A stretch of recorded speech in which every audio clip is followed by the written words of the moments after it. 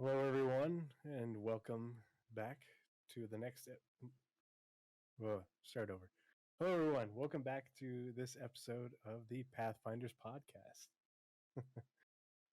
I am Tree0311 here again this evening with my partner in crime and the man behind all the magic that goes on to the podcast. That too. That too. Oh gosh, I'm watching the Twitch and I can see my stupid background. That's going to drive me nuts.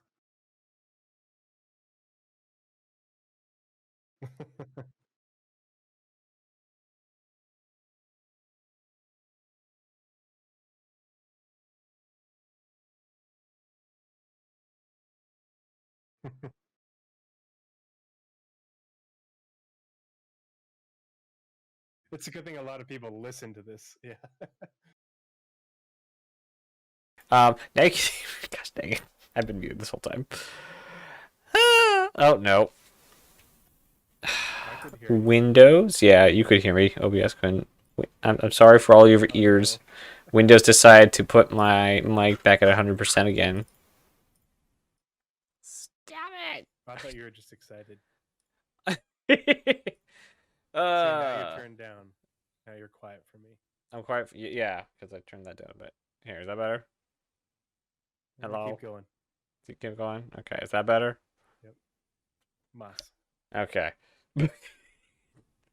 Like I said, today's gonna be a lot of problems. For our audio listeners, it will probably be a little better, because they don't have to deal with all the visual junk. Congrats! I also don't have the text box in yet. That will come later. Are you sure your audio is loud enough for No, everything? no, I have no idea. Where's my phone so I can actually check that? Because you're pretty quiet to me. It's gone. I mean, I'm audible, but I am reaching -5 dB, which is really loud. Oh, I was gonna say you're speaking a language that I don't understand. I don't know where my phone is. We got feedback from people on the YouTube that said I was quiet, and so I changed my stuff.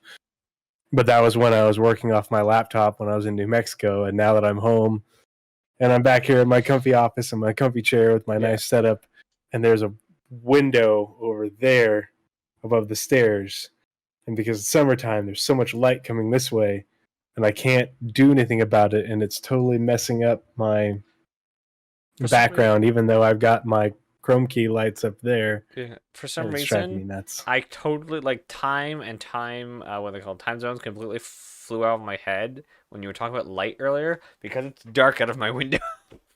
Oh yeah. I'm like, what do you mean light? What are you talking about? This is like, you shouldn't have light. It's dark out. There's still a lot of light. It's 10:30 at night. Yeah, and that window is a west-facing window. So when you said on the second story earlier, did you mean 9 your time? Yes. I thought you meant 9 my time. So I'm like, okay, he seems to be running a bit late. I'll text him. Okay. Whoops. Well, I mean, I really need to. I was running late because the baby would not go down. I really need to go get my phone so I can check the audio. So hopefully, I'll be right back, everyone. Try to entertain the masses. I will get started and I'll clue you in. So, welcome back to the Pathfinders podcast. Sorry for the technical difficulties. It's our first week back with me back home, and so we're remembering how to do this. So this week. Oh, and if you're new to the Pathfinders podcast, we are the Pathfinders, and we are charting the way through all the nebulous information surrounding Star Citizen and its development. This week, we're doing a quick summary of the roadmap update from last week, as well as a special edition of Spectrum Pulse. Normally, we do our regular content, our Spectrum Pulses, and our scanner anomalies together, but because the one that we've got planned is kind of long and has a lot of information, we figured we would separate it from scanner anomalies, and that way the episode isn't too long. But between what we've got to talk about, what Naz is going to throw up on the screen as we're talking, and then everything in the show notes for you to check out later at your leisure. There's a lot of information that tells us some things, but also doesn't tell us a whole lot. And so we're going to try and shed a little bit of light onto that with what we were able to find. Starting off with the Roadmap Roundup. The last Roadmap update was on the 20th of July. It's now the 25th. And the only thing that was added to the release view is the Anvil Centurion. Building and implementing and balancing Anvil's anti-air ground vehicle, the Centurion, as a game-ready vehicle. If you haven't seen it already, it's basically a Spartan, or not Spartan, Atlas. Ballista. Yeah, it's a Atlas chassis, like you have for the Ballista and the Spartan, with a turret from a Hammerhead mounted on the back. It apparently has good capacitor size. There's also a single size 3 on the front for the driver. But apparently it does a pretty good job of wrecking things at fairly close range. And they did update it so that its detection range, you can't detect it. You have to be pretty close to detection. It can't detect it far out. I wonder why exactly they built it. Because we have so many battle platforms. And specifically, almost all ground vehicles have a turret variant. Mm-hmm. Why do we nobody uses them? They use them for a couple months after they come out, and other than the tank battles that people are continuing to have, which are great fun to watch it stuff, nobody uses them. Nobody uses the MT. Nobody uses the AA. They don't use them. I think when they become more viable, they're going to get used a lot when there's more reasons to hold ground other than for grins. It's going to be more viable. I think also we'll probably see eventually NPCs using them. And when ranges get balanced, because remember when size 4s had a range of 4,000 meters? No, I don't keep track of weapon stats at all, ever. Yeah. My gameplay is so far from there. Well, the weapons used to have a lot more range, and everything got brought in really close. Mm-hmm. And eventually they're going to get pushed back out a bit. So there's going to be more difference in terms of range between different sizes of weapons. So a size 4 will be it'll be a much greater distance than a size 3, and but less than a size 5. That and so on. Because right now the range is 1,500 meters or something. It's not very far. And a ship can traverse that range and get out of range really quickly. But when they change those things and they open it back up but slow things down, like they've been talking about, the fact that this can't be detected until you get close to it, that's going to get balanced too. Between it and the Ballista, you're going to have really potent defenses on the ground against air, especially once the Ballista can get rearmed and that sort of thing. So it's it'll be viable. I still have a really interesting test to do, / just scenario to play. Eclipse versus Ballista. Yeah, the torpedoes on the Eclipse are size 9s, just like on the Retaliator, right? I don't know. I think so. Yeah, because the thing is, basically, it's torpedoes on the ground. The detection ranges. Yeah. Give me 1 second. I'm gonna turn the fan off. What a great start today. I mean, I turned the AC down, and so I don't need the fan anymore. And I was getting cold, and my dog is sitting next to me, shivering. Aww. Yeah. But the computer will warm up the upstairs pretty well. I'll be very uncomfortable by the end of the stream. I'll forget to turn on my fan, and it'll be fun. Mm-hmm. All right. In regards to the Centurion, I have it pulled up on the progress tracker, and it started production with the EU vehicle content team back in the beginning of January. Had some more work with the U.S. vehicle content team started the beginning of April, and all that wrapped up. It's showing the end of June, along with audio, VFX, and narrative. So it'll probably be going on sale here pretty soon. But and not to I think it's a pretty potent too vehicle. Big of a can of worms, but that couple weeks of audio and VFX is still there. not the Centurion. Yeah, that one little weird sprint. It'll be interesting to see what that ends up being. We'll have to keep an eye on that.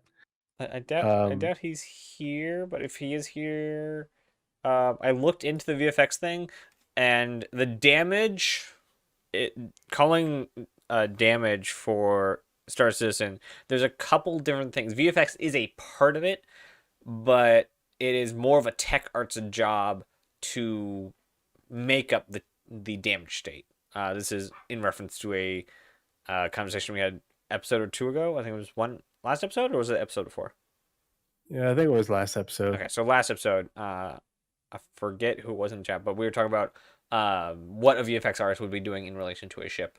But the damage state, like there is VFX in the damaging of ships, but it also has to be set. The damage has to be set up by a tech artist, or a designer in case their workflow pipeline is that good. We haven't had an update on the ship pipeline in forever, so they've been continuing to iterate and improve it since we last heard.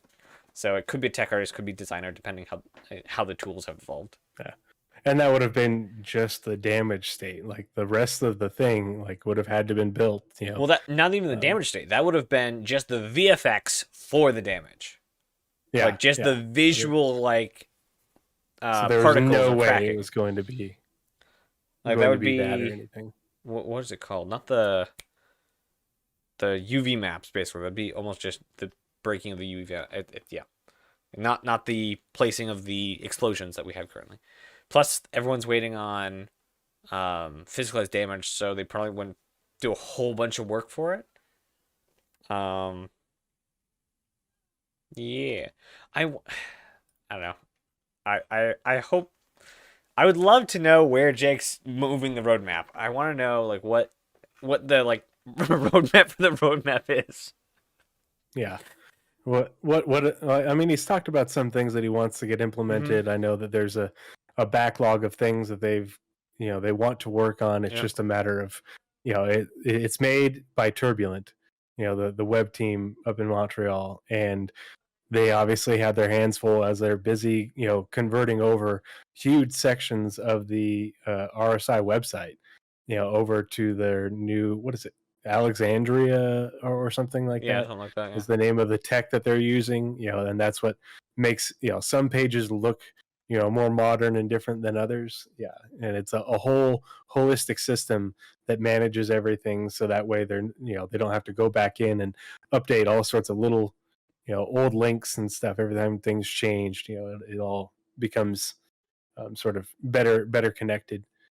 But yeah, there's more work to be done, and it's a good tool. It has its limitations, and you just have to be aware of those. And in order to be aware of those, you could go back and listen to our episode from 2 weeks ago, where we talked about hints, tips, tricks on how to understand and make sense of the roadmap and progress tracker, because that's basically like our one of our main hobbies. Something we devote an ungodly amount of hours to. No, after the don't. maybe a smidge, just maybe a smidge. Maybe a smidge. Sure. Another thing that was on the progress tracker is or this is under progress tracker, not release view like the Centurion. And so, as mentioned in a recent monthly report, the props team is undergoing a few exciting changes. Part of this team has been integrated into the Sandbox and Squadron 42 art teams in order to work more closely with the environment, level design, and mission design disciplines in order to greatly increase efficiency, similar to the recent integrations of planet content and mission content. The rest of the props team is now the Interactables team, which you'll now find in the progress tracker. This team will focus on populating the universe with items and objects that players directly interact with in the verse. For an example of what they'll be working on, check out the recent Star Citizen Live game dev episode showcasing the development of such an interactable. Additionally, with this published, we've added the remaining downstream team's Q3 schedule to the progress tracker. And screwed up the Interactables progress tracker. Yes. Yeah, the shiny tracker thing is super confusing with the separation of the props team, and moving it here and there, and so there's a whole bunch of yeah. things that changed, and it shows a whole lot of things changing, but not much. It Yeah, doesn't, they don't somehow. mean much. Like normally when it says freed up, it means that they stopped working on it, or that they Hmm. were like taken off a task on the shiny tracker. Anything labeled props team, or two things labeled prop team, was removed because they moved over to interactables. But anything interactable, all their scheduled says freed up. So that's a lie. I don't know why it says that. It's weird that it says freed up, but then it doesn't say, the new team. Well, because it's integrated, it doesn't show that work anymore. Yeah, so doesn't the it? props people who got integrated into um, Sandbox and Squadron 42 art, their work wouldn't be shown anymore. Oh, okay. So So it's built into, it will the probably be a sprints later for, release when they actually put the interactables team in here. Now they're there, but they have not populated their schedule. yeah, they haven't populated their schedule Okay, so yet. that's why it's like, Yeah. okay, so Shiny Tracker has all the previously known props team items, and it does have the name change of interactables. Just their schedule was also disappeared from the roadmap. Yeah. So Well, and something the went things wrong. that are specific to, like, say, the Squadron 42 art or the Sandbox teams, Mm-hmm. those, because that work is part of those teams now, it doesn't show up. It'll show up under the sprint for that item.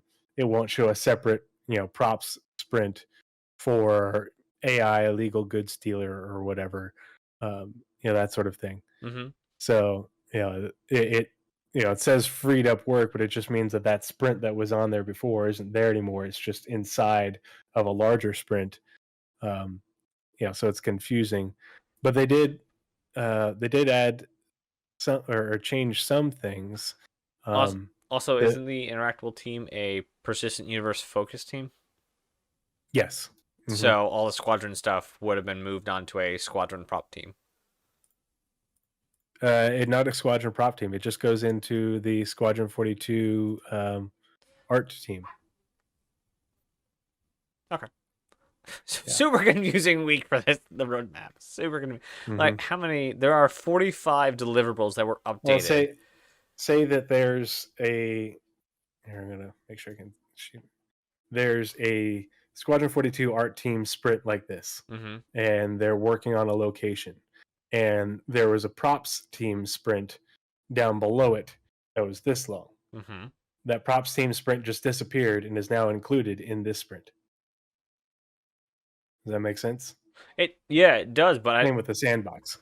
There isn't going to be a separate Squadron 42 art props wouldn't they have had to team or anything add like that. time though? No, it'll be within that same amount of time, or it will have stretched that sprint. The people are to literally in include that bar. They added more people to work on them in the same distance of time. Got it. Okay. The people and or that sprint. Also, the end date for AI goods dealer actually moved up. For what? Illegal goods dealer. Yeah. Well, it's hard to. Yeah. Yeah. Could have been. Oh, that would have been two weeks ago. Yeah. Not 2 weeks ago. I'm dumb. What's today? Today's 7th. 8th, 9th, 10th. In 3 months. Yeah, No, that's old. That's 2021. That's 2021. Why did it move? Oh, because the 12 days of the interactables. Never mind. Ignore me. I'm a little tired today. Well, starting at the top of the shiny tracker, it does, I think we have that bug persisting. Because it says the AI turret gunner was removed, even though from the progress tracker, even though it should have been, but it had props team work within it. Same with the jump module. So those things shouldn't be removed. I imagine we'll see them pop back up. I wonder if they were tacitly missed converting to the interactables, and so when they removed interactables from the schedule, or removed props from the schedule, it's just like, okay, we'll just delete these. Just like, we needed those. Yeah. Yeah, whether they populate it under interactables or not, who knows? That's probably got to be a lot of work.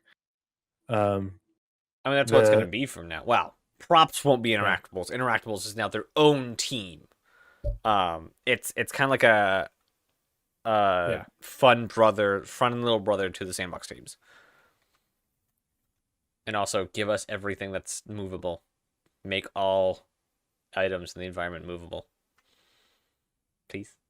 I want to go to an outpost and take the little post-it notes off the things. Would that be nice if every little thing was interactable? I don't know if we'll that's ever get what there, Entity Graph gives us. Is that kind of possibility? It gives you the possibility. It's a matter of that's a lot of dev effort to convert all of those, things that are just strictly design and set dressing into things that you can interact with. There was a and that would make the entity graph take up a ton of space unnecessarily. Yeah. Oh yeah. Well, necessity is dictated by vision.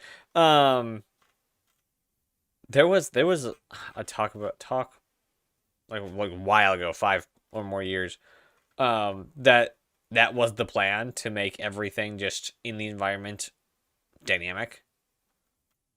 I doubt that it's still a thing, but it was said at one point.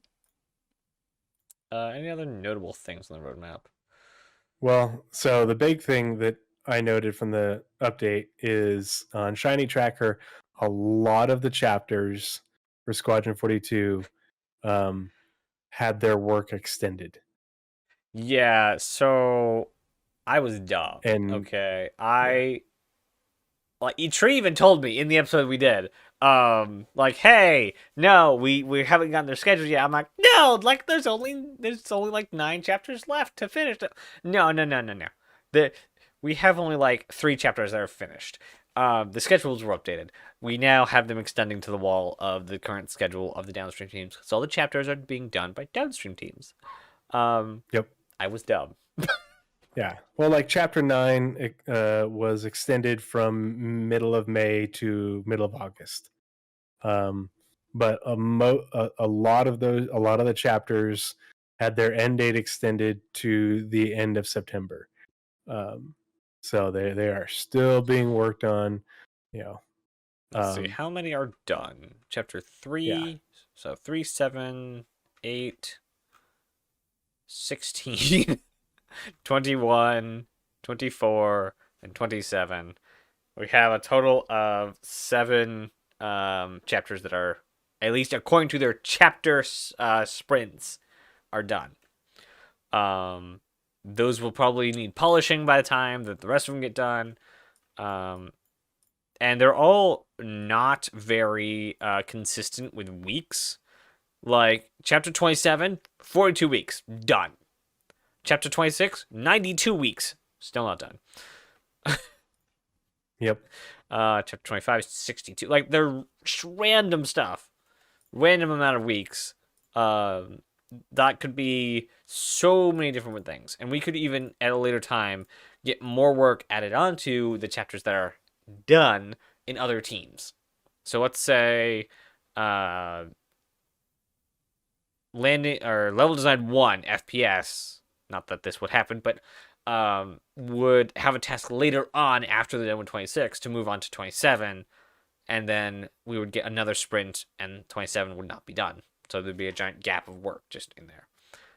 Seeing how flight is on 27, it's probably not FPS and flight. They normally do one or the other. Yeah, normally one or the other. I say that, and 22 has both. Okay. Well, like another thing that got updated, enemy ships, which I think that was in when it was the Squadron 42. It was like the art teaser or something like that. Whatever, is that what they called it? It was one of the more recent ones that we've had as far as teaser trailers for Squadron 42. I think enemy ships was like the variants of the Cutlass and such that were made to look all sort of jalopy and patch job. Yeah, it was the the specific. Gelsons. Yeah, it was the Gelsons, OMC. It wasn't Vandal. Yeah. Because Yeah, Vandal the Vandal Fleet one had has its own own, sprint. yeah. So that Yeah. was just, I guess, flavoring of enemy ships. Mm-hmm. But it says Squadron 42 art was assigned. So the end date has been extended from from February 20th to the end of September. But all it says is Squadron 42 art was assigned, revealing 13 days of work. So it was done, and then they just added a little bit more work to it. It's going to go until the end of this I next guarantee that was a quarter. meeting. Yeah, and so it just, that work will probably continue, but it says Squadron 42 art was assigned. Squadron 42 art includes the new props people that have been added to it. So that could be props or something like that added to the work on those ships, and because it's one art dev. So that could be explaining why that was brought back up. Okay, I've thought of 3 things I'd like them to update about the roadmap. Yeah, An archive for stuff that's done, a dependency link in the tile, and team descriptions. Oh, wouldn't that be nice? But so another thing on that same vein, though, is hacking tier 0. Interactables team freed up 27 days of work. Squadron 42 art was assigned, adding 27 days of work. Okay. With an end date at the end of October. Nice. So not all of them had had this removed and this added, but some of them did. And in order to, and whether that's a consistent thing or if there's more meetings to be had, I don't know, because it's hard to make sense of it all.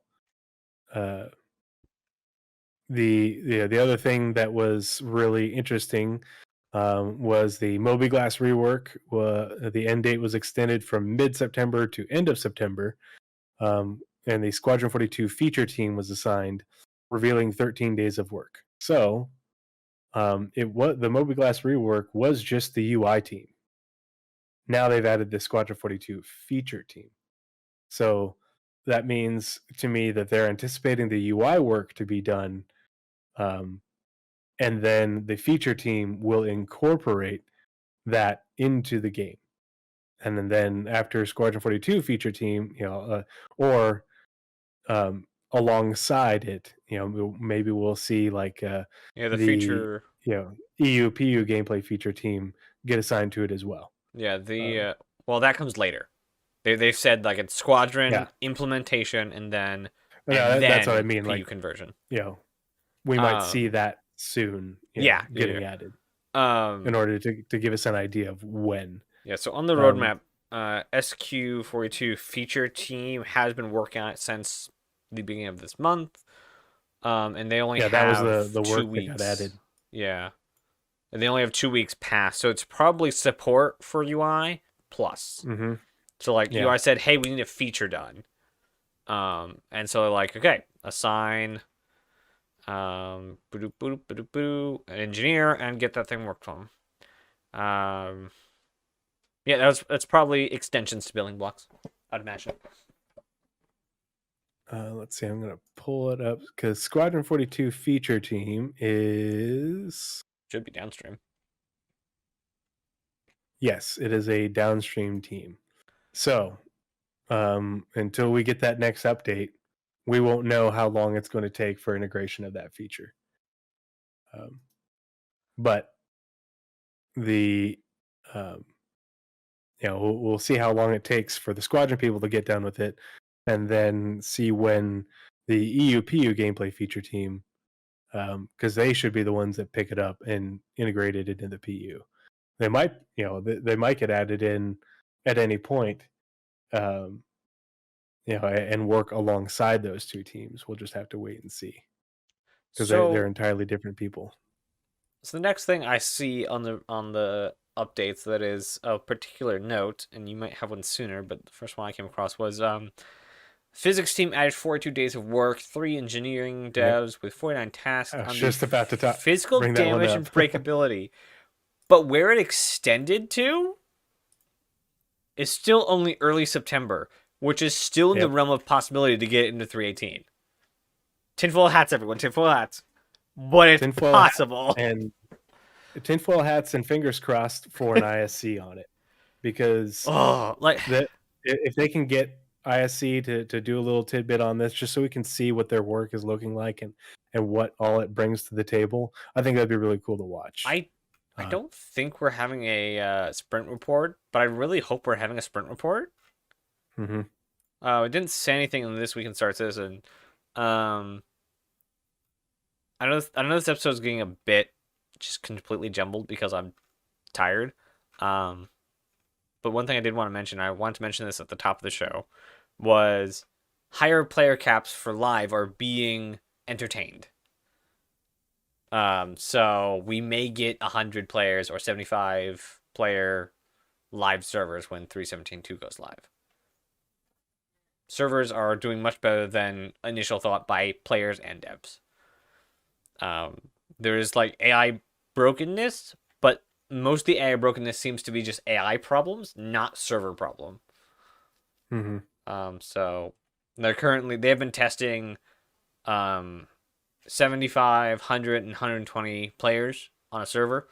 From personal experience, I haven't actually noticed any kind of degradation in performance because of player caps.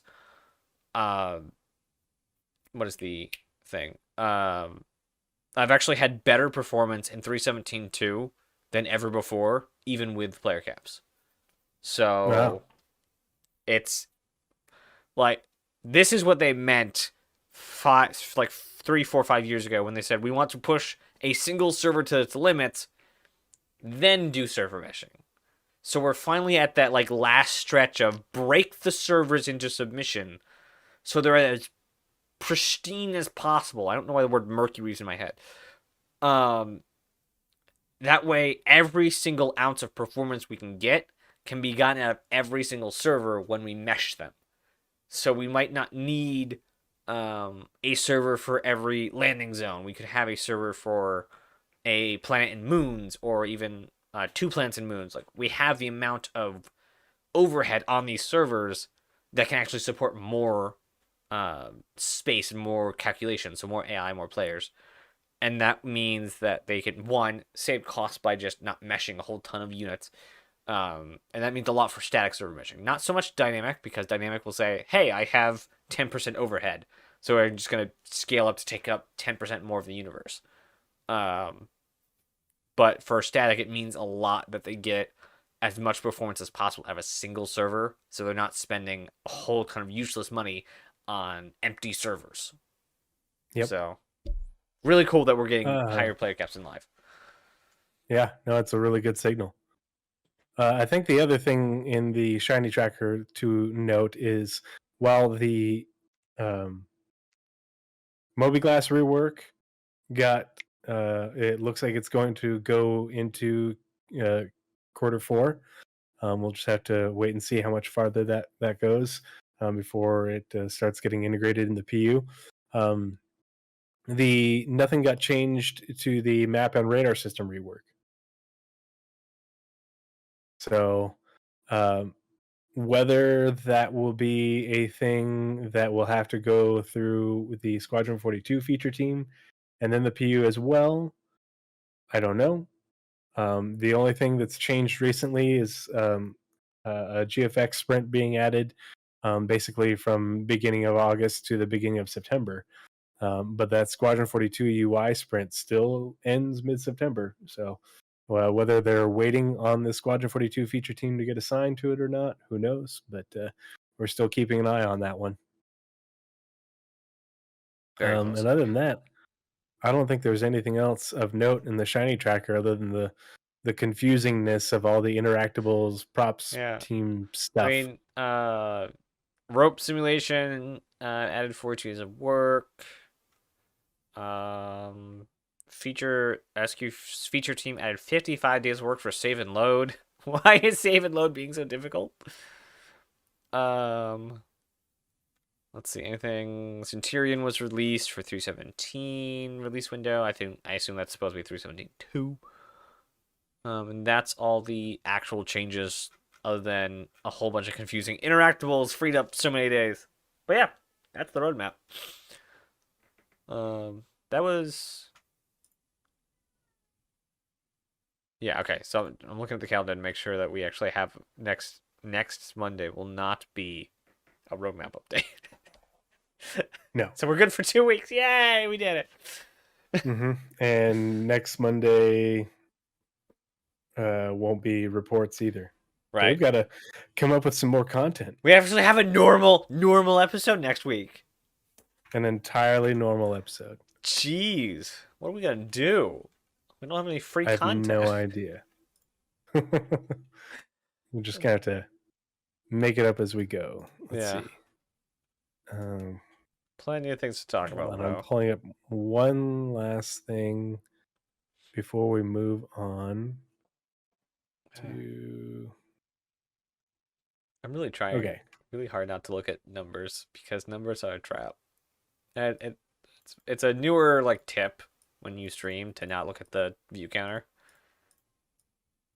Like most people didn't used to mention that, but now everyone's mentioning like don't click the view counter.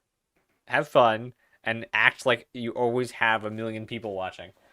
Because if you don't, like you'll fall into this like I'm playing a game kind of ness. That's what that number means. So that's how many millions of people are watching. I love it. Yeah. Yeah. But you'll kind of just like slouch and just shut up and play your game until you see someone come in. But by the time you see them come in, they're already gone because you weren't being entertaining. But I don't know. I like numbers and I like seeing numbers go up. I am a big like watch numbers go up person.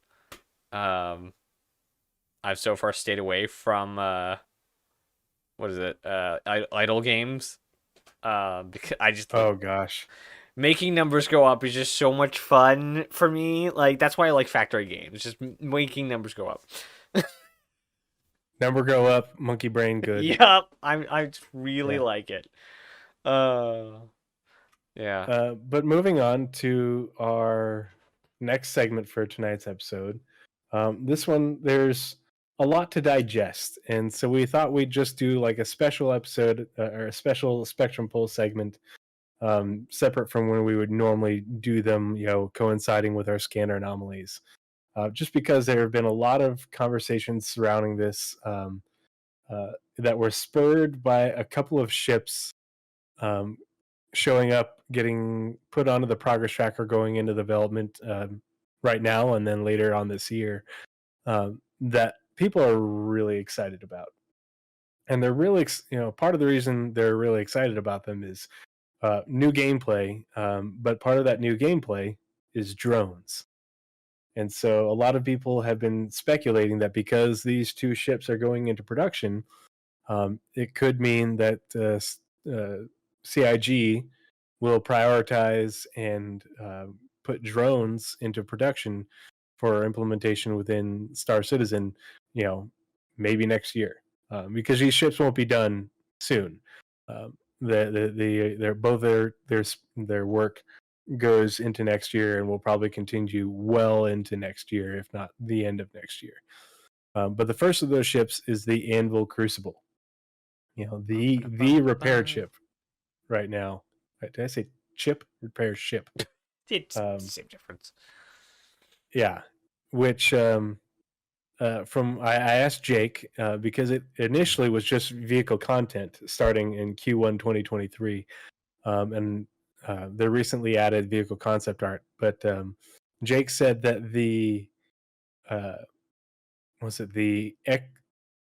I think it was the exterior had been reconcepted and they needed already, and they need to reconcept the interior or vice versa. Either way, it will be going through at least a partial reconcept phase to finish reconcepting work that had already started before it goes into production starting in mid-February next year. And everybody's excited for repair gameplay. Partially it's really the inverse of salvage, regardless of what you're repairing or salvaging. If you're salvaging a component from a derelict, or you're replacing or repairing a component on a damaged ship, hull scraping and hull pasting, whatever you want to call it, all that sort of stuff.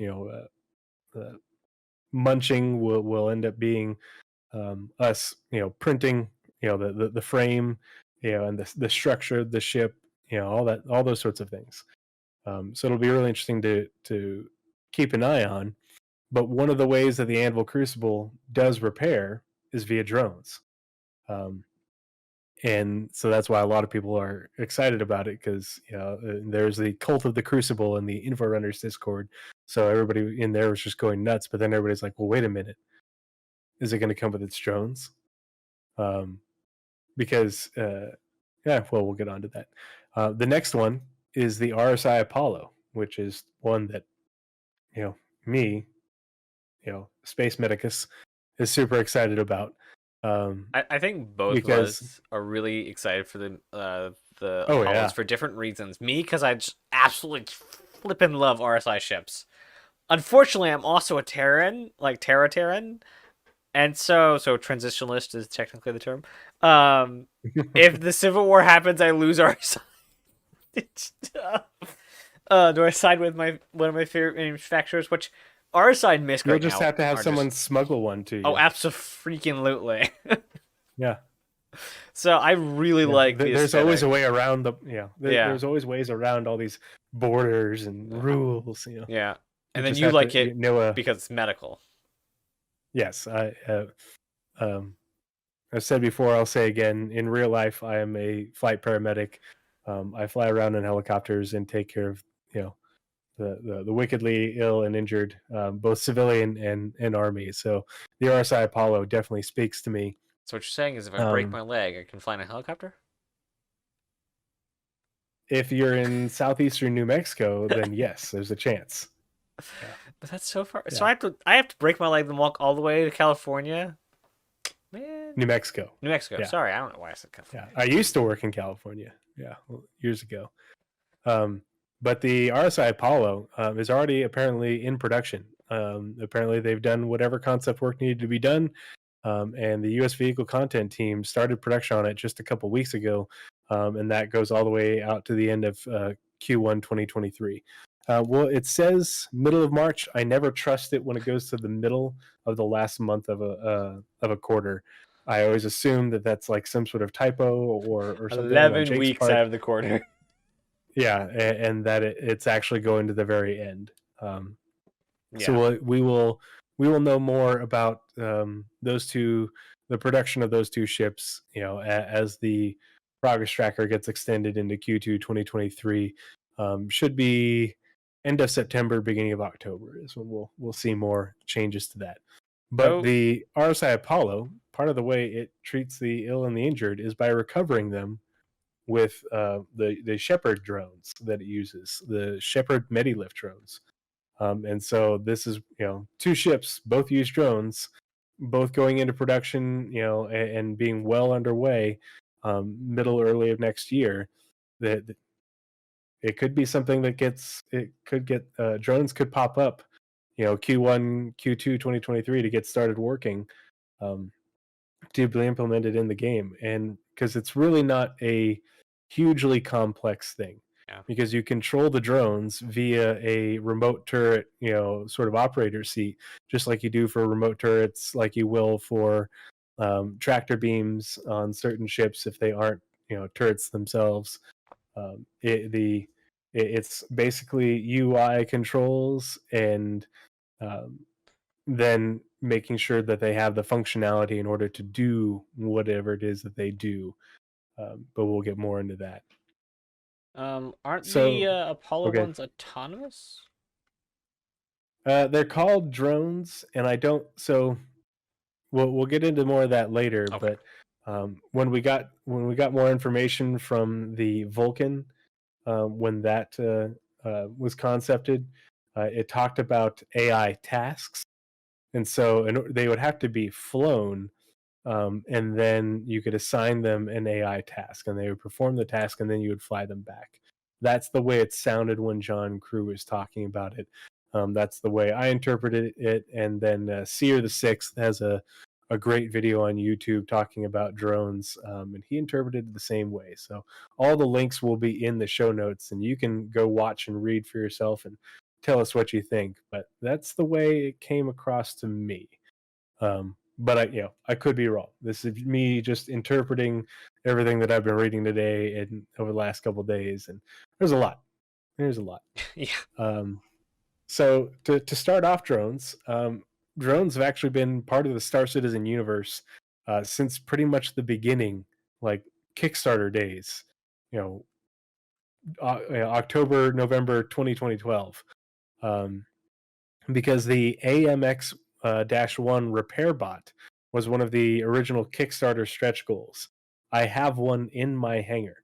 And actually, Naz, if you want to go ahead and get the little picture thing set up, and then you can just throw those pictures up there as we make our way through all this information. They actually used to be in game when you would go to a Cryastro station, which is basically kind of like the R&R stations we have now, but smaller. It's actually a brand in Star Citizen, in the verse. It's basically like a gas station. But you'd go there and you'd land on a pad, and these little drone things would fly around you, and they would, all of a sudden your whole HP would go up. Your ship would no longer be red. And those were the AMX-1 repair bots. Whether they end up actually being a thing in the end game, or how they end up making that work, I don't know. But it's still in my hangar. We've seen them in game before. They were autonomous, though. But they were small. They were very limited in their capabilities. So what they're able to do once the IG works their way back around to them, we really don't know how capable they'll be. But in the stretch goal, it says the legend on the Sega data systems. We'll get back to that company here in a bit. AMX-1 repair box says a pilot's best friend, and few experienced flyers would disagree. Thanks to a network of 9 telescoping flex arms, the AMX-1 can access and repair any standard ship system with ease. Though it lacks the full speech boards and the emotional memory cores of more expensive models. Weird. The trademark whirring and beeping of an AMX is a welcome sound for anyone charting a path between the stars. Obviously, this is a sort of throwback to R2D2. If you don't hear the similarities in that description, you should. But there's a link to that stretch goal in the show notes, and Naz is working on getting. I took a screenshot. Yeah, because it's getting the screenshot original out of OneNote is proving to be much worse. Oh, okay. Like not having a link. If it's just a to screenshot, don't worry about it. But the screenshot is in the show notes, and it's a original and veteran backers reward. The AMX-1 repair bot, the record breaker skin, and Squadron 42 mission disc. But since then, numerous ships have been concepted, sold, and produced with drones as part of their design and function. But we haven't they haven't talked a ton about or really regarding how drones will actually work in game. And as of today, other than the concept art and a few little clips that we've seen here and there with the drone assets in them, we have seen very little of the drones in game or otherwise. Now, the first ship to specifically be mentioned with drones, way back during the stretch goals, because those came out in increments. It wasn't just all at once. But the first ship mentioned to have drones was the Aegis Surveyor.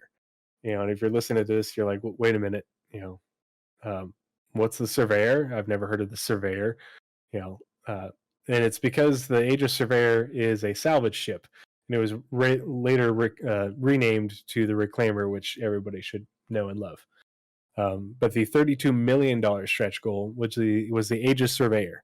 The Surveyor, and it's described as the Surveyor from noted military contractor Aegis, is an industrial quality salvage ship equipped with a reinforced cargo bay, a long-range jump drive, and launch pods for unmanned drones. The Surveyor is an ideal ship for taking advantage of deep space wrecks. tractor beams, floodlights, scanner options, and docking ports round out the tool chest on this capable utilitarian spacecraft. And I've got a link in the show notes to the funding goals. The Surveyor wasn't the only ship in the stretch goals that was designed with drones in mind, but it was the only one that had stretch goals specifically mentioned in its description. The Orion, the Carrack, and the Crucible were all stretch goals, but there in each one of their descriptions, there's no mention of drone capabilities. So, out of all the ships that had stretch goals, and really the only mention throughout the entire stretch goals page of drones was in the Aegis Surveyor, which was the Reclaimer. And so while we knew that there was going to be drones and Star Citizen, and we knew at least one ship had them, we didn't know what they might look like. We didn't know what their capabilities were. We just knew that we were going to be able to use drones in game. We just didn't know how and what they might be doing. And so the next piece of information that we got about drones, it came from a monthly report, actually, about a year and some change later. So this was a tidbit that was dropped in the September 2014 monthly report, and there's actually an image in there, and we'll get back to it because some of those are Nazeris. If you see, if we scroll down, some of those are JPEG links, and those ones will open up in a tab. Yes. Bingo, you are the man. No, put it back. Oh, you said later. I'm sorry. No, it's fine. It's fine. I was talking about like scrolling down, but as you see, as we go down those, you can pull those up in order. Yes. But so this is the first image that we saw of a drone, and this is a concept image that was in the monthly report, and they go about describing it. The text that goes with it is long before introducing the AMX-1 repair bot for personal craft, Sega Data Systems was known for its more industrial designs. The M3-A multifunction space drone has been in service for more than 50 years and is ideal for performing basic unmanned tasks in and around stations. While never fit with any advanced AI or communications of capability, the M3-A is perfectly capable of performing any basic assigned task. Any basic assigned task. We'll come back to that. From simple repairs to tug functions and the manipulation of heavy mining and cargo containers. So that sentence is to me speaks a lot, when tied into the other ships that have drones and where we'll be going from here. But the M3A is perfectly capable of performing any basic assigned task for simple repairs from simple repairs to tug functions and the manipulation of heavy mining and cargo containers. And if you look in the bottom right of the image, it'll show you the scale of how big these things were originally thought to be. And you can see a human next to them, and it's like half the height of these things. They were originally meant to be very big, good sized drones. But we'll come back to that. And Naz, why don't you continue for the next couple segments on the next two ships? And as you're going, because those ones have a bunch of images, and as you're going, just pull up those images, and I'll pop in. All right. One thing I'd like to note before moving on: the M3 is maintenance, mining, and miscellaneous. Yeah. So that's what the 3M is. Not 3M, but M3. Yeah, not to be confused with 3M, the people that make tape. Or that isn't how they fix the ships or anything like that. I mean, our drone's not just space duct tape. Well, why is it circular if it's not just a giant duct tape dispenser with 13 perfect. feet diameter of duct tape roll? That's fun because you can see in the design it actually does rotate. And it's even like a don't put your hands in the crushing circular motion bits. Like it's a giant. The coincidence is hysterical. Great. Yeah, like on the bottom right, you'll see that little thing down the bottom. That's where the tape, like when you have the packing tape thing for the packing gun. That's where it sticks at the end. And it just right. rubs that little bumper over the hole, that was blasted at the side of the ship and just goes. Oh man, could you imagine the sound that comes off of tape that big? Yeah. but it's in space, and so that if your ship is isn't damaged, it'll just simulate the sound for it. Yeah. All right, so we're starting off in the. Thank you for being a patron of Cry Astro. Yeah. Your ship is now space worthy. Is it That will be Cryoster? 500 UEC. Oh my, yeah. Okay, so we're starting off right after the image, right? Yeah, right after the image. Yeah, that was the link to the monthly report. So yeah, coming back to the Reclaimer. All right, so following this, the Reclaimer concept sale in 2014 came with reaffirming and the new name for a massive salvage ship, as well as it being equipped with a surveyor class drone for seeking out valuable items in distant depths. The interesting part is that they named it surveyor class drones. And even though we can't see, we never got images of what they look like or anything like that, or whether it uses the same drones. When we get further on, we'll get other names for other drones, and so maybe the surveyor class is its own unique variant, but we'll get more into that.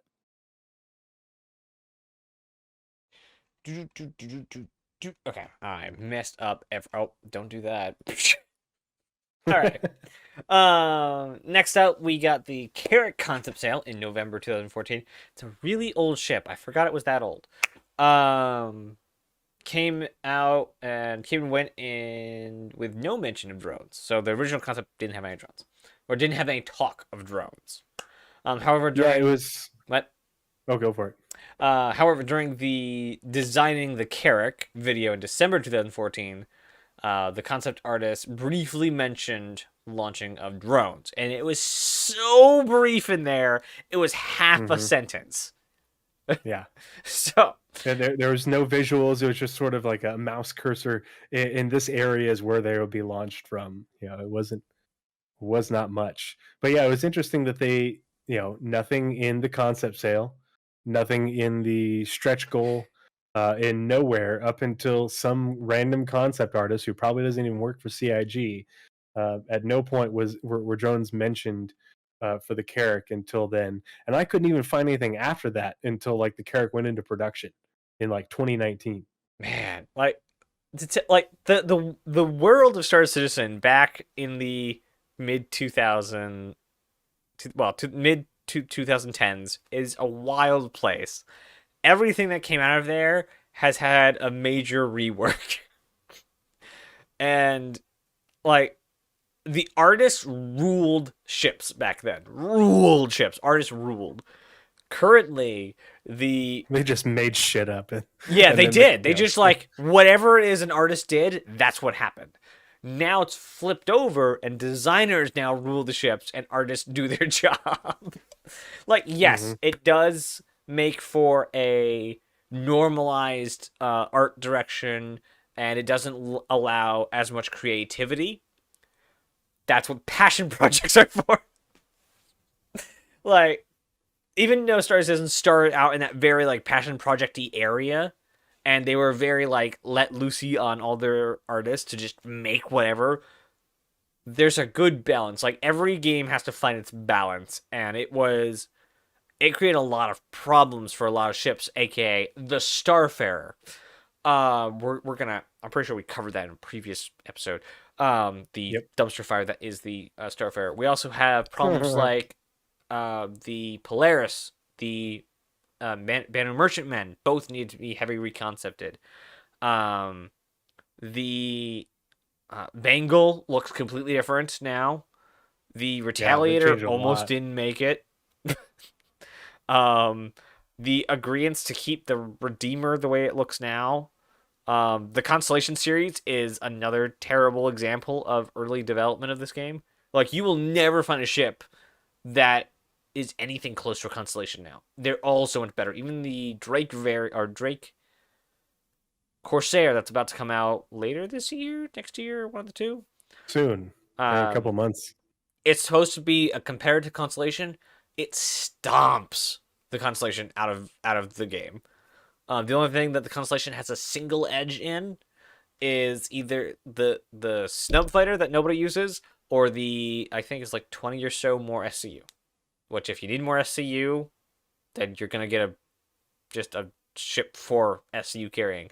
The Corsair is going to be a much better multi-crew ship, which was the entire purpose of the Constellation. So, old designs were flawed, is what I'm getting at. New designs, amazing. And the bridging of the two environments, I'll call them, the then and the now environments, is a thing. I don't know what word to put there, but it's a thing. So, talking about all these really old concepts. And it's a lot of work for John Crew and his team. That's why that guy always has that look on his face, Yeah. Like, look how long and how much work they're having to do and had to do, like, before we even saw the Merchantman, and how long they're having to spend on it because they have no idea what they're doing. Like, they have to make it up as they go along, but they're being very guided by design and narrative. So they're not just like, artist, make a ship. No, they're being guided now. They're not just like whatever the heck. And they have designs. They have what are the palettes called? Style guides to actually go along with these things. So eventually they finally got that herd of cats. Yeah, moving in one direction. And that's gonna make for a much better like holistic game. Mm-hmm. Why don't you, because the Orion has a few pictures, why don't you take that one and I will pick back up with the Crucible following the Orion. All right, where did I go? Okay, so the Orion, another stretch goal, like the Carrack and Crucible, did have its concept sale in February 2015, with mention of drones. It also featured the drone concept shown in the September monthly report. Is that the one I had on screen? Yes, that is the one I had on screen. As well as a second concept that has not been seen since and may have been scrapped altogether. So we don't know where that concept even went. It was a blip in the concept sale. I think it's the last picture or one of the last picture. But if you pull, there's those pictures. The links. That thing. Show, oh gosh, that looks so horrible. Yeah, oh they show where the drone, the drones launch from on the Orion, but then also the concepts of the two drones, the one that we showed before, and then the other one. Look at that ugly bastard! Oh my god, that's so bad. Like that is Half-Life level tech right there. Yeah. Holy, like that's Combine. Wow, I guess Combine actually had prettier ones. Mm-hmm. No, that's Alien Tech. Yeah, that'd be Alien Tech. Let's see, which one did. We also have this image. Computer, don't die on me. That's the one we had up. Oh, I see what I did wrong. I'm zoomed in. There we go. God, it's so stubby. And then it has just like this giant arm, like the reclaim. Oh, it's so bad. It's so bad. Okay, and then here's the Orion as the mining platform. And note for those who are seeing this, dimensions, if it says any, which it does at the bottom, are wrong. It got bigger because, like most of the old concept designs, there was too much stuff in the ship for the size of the ship. So this is supposed to be like a live and work factory for mining. So the amount of amenities needed for the ship, they need to make it bigger. So it's now bigger in the current concept. It's gone through a concepting update. They're waiting on it to now be put into full production, and it's another RSI ship. So I'm excited, and also give Orion and Aaron Halo. Okay. Not only did it get longer, but it got bigger in all dimensions. Because it needed that much internal space for everything that goes in it. That ship is going to be such a monster, Yeah. Because, I mean, when it was first concept, it was like 100, what's that say, 180 or 160? 170. Yeah, and now it doubled in length. Okay, it also doubled in girth and like height. Right there, but also right there? Well, so it, let's see, it shows, if you zoom, or go to the next picture. There's another one that shows it more close up, and it's easier to see. And it looks like it's those. Okay. Patches. Oh, it's the patches on the side. Things? Okay, the numbered patches. Okay. Yeah. So the big question for me though Yeah, you can see it better on that one. Are those on both sides, or is there just the drone docking bays on the one side? Because if there's 1 through 4 on this side, is I'll five look through into eight on that the other as you side? do the next bits. Yeah, Actually, yeah. I looked. I never found anything, but with how big the Orion is, I wouldn't be surprised. And I feel like it would really need 8 drones in order to really be able to fulfill what the drones potentially It do for the Orion. it depends. Well, not really, but so it depends on where the new concept crew is going, because it says the original was supposed to have 6 people. If these are I fully guarantee you that. autonomous and just say mining drones go find stuff or do stuff, or is it going to be you need a handler for each drone, or you need a handler for a few drones? So, like, there's a reason this went back into concept. Because I have a feeling that that crew is, hopefully, Myers Aliens this don't is the plus minimum, aliens. and the max will be much higher. Um, Yeah. because Um. if there's only 4 drones and 2 operators for the 4, and maybe there's still only 4 drones, but if there's 8 drones, you'd probably have like 4 operators, but who knows? Yeah. Um. One of the, like someone had mentioned in chat, like minus the aliens because it looks like Nostromo. I would love, and this is coming from a person who has arachnophobia. I would love a deep space metal eating spider. That is, Oh, I don't know how they find a ship, but it had like maybe they're sensitive to EM or something. kind of And like the little guys from Stargate. um, Did you ever watch Stargate everything SG Stargate. One? I love Stargate. Okay, remember That's the the little replicators, things? right? Yeah, the replicators. Yeah. Also the spiders Or are you thinking like from big? replicators, and also the spiders from the that was the movie Lost in Space, not the Netflix series, the movie before it. Terrifying amount of spiders. Um, but basically, they just hide in clusters in deep space, and they will just latch onto your ship, bore into it, and just wreak havoc, and kill all the crew.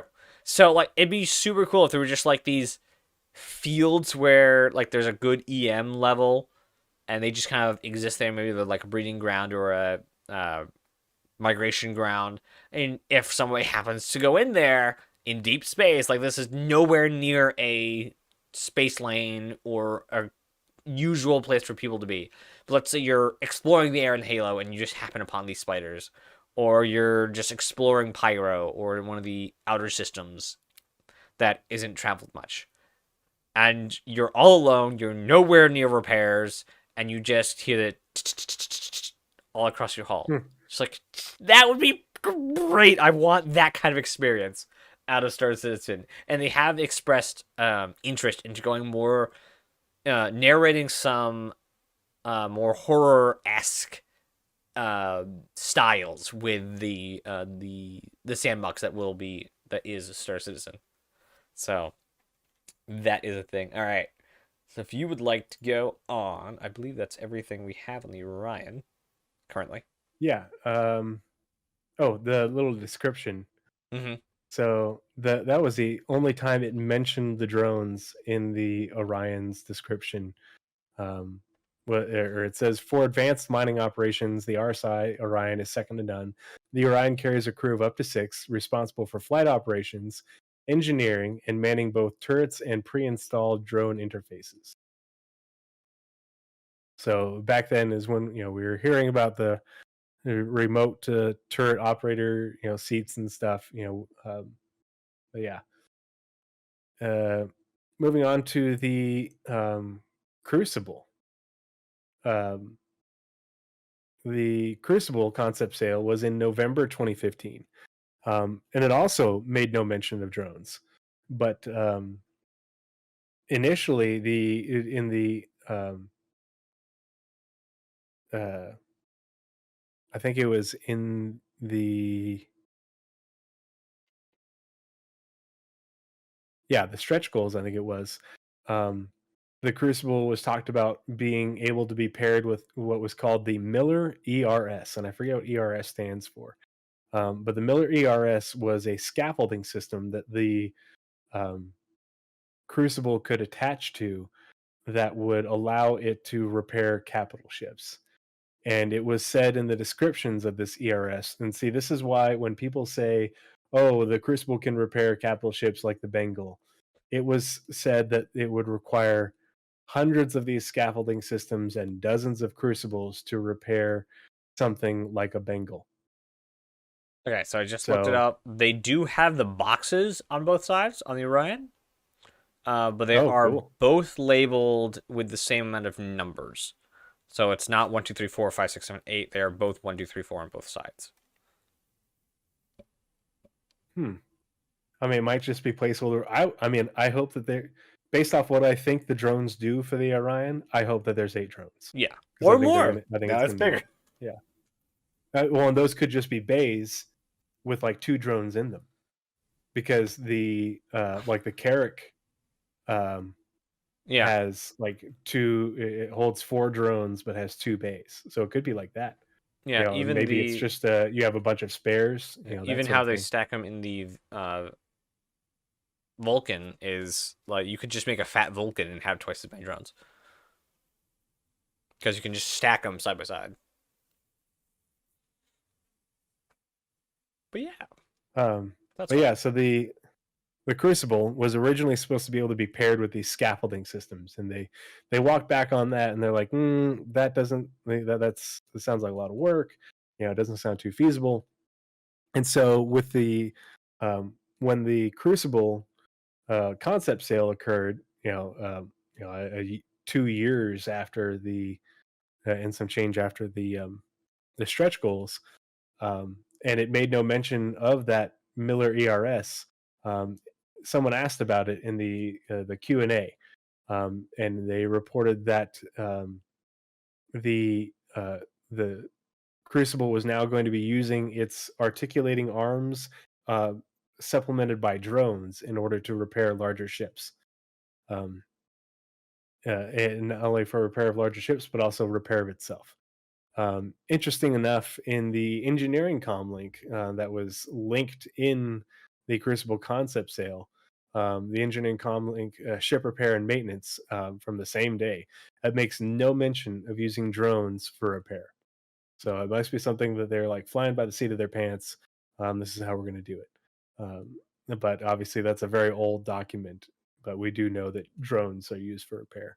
The December 2015 jump point for the Crucible work in progress does, however, mention the inclusion of drones. In the show notes, I've got a picture, from the jump point in there. You can read it yourself, but it shows where that the drones are actually launched from the front of the fuselage, not back, but in the opposite side of where the Scarab is, the sort of garage thing. But that's where the drone launch and crew quarters rooms are. Um, and so after the Crucible, it was actually quite a while before we heard anything about drones, um, or got any more information. But that all changed in February 2018 when the concept launch for the Aegis Vulcan came around. And the Vulcan comes equipped with 4 what it calls basic articulated repair drones, or BARD drones, and they're capable of refueling, repairing, and rearming ships while being controlled by players from 2 remote stations on the Crucible, the Vulcan. And one thing to note: the scale of the BARD drones. In the actually, can you pull up the cutaway image? It's the 3rd one down from the paragraph that I'm reading. Yep, It says Aegis Vulcan exterior cutaway. I got you. So if you notice the image that he's pulling up, you'll see the scale of the BARD drones compared to the rest of the ship and the interior of the ship. And we can see this is the first time that we actually saw them in a ship like that, and properly to scale from that original image when we saw that they're like twice the height of a human. And now you can see that they're about the height of a human, give or take, much smaller. And so now we know that these drones are are smaller, but they're also the same look as the ones that we saw from that monthly report in 2014, along with the concept images from the RSI Orion. So these are the same drones, but outfitted differently, apparently. And these ones are called Bard drones, whereas the ones that were specifically named but not shown for the Reclaimer were called Surveyor drones, interestingly enough. And so the way this sort of paints a picture that these drones, the M3A, what'd you say the M's were? It was 3M. Miscellaneous maintenance and mining? I think that was it. Yeah.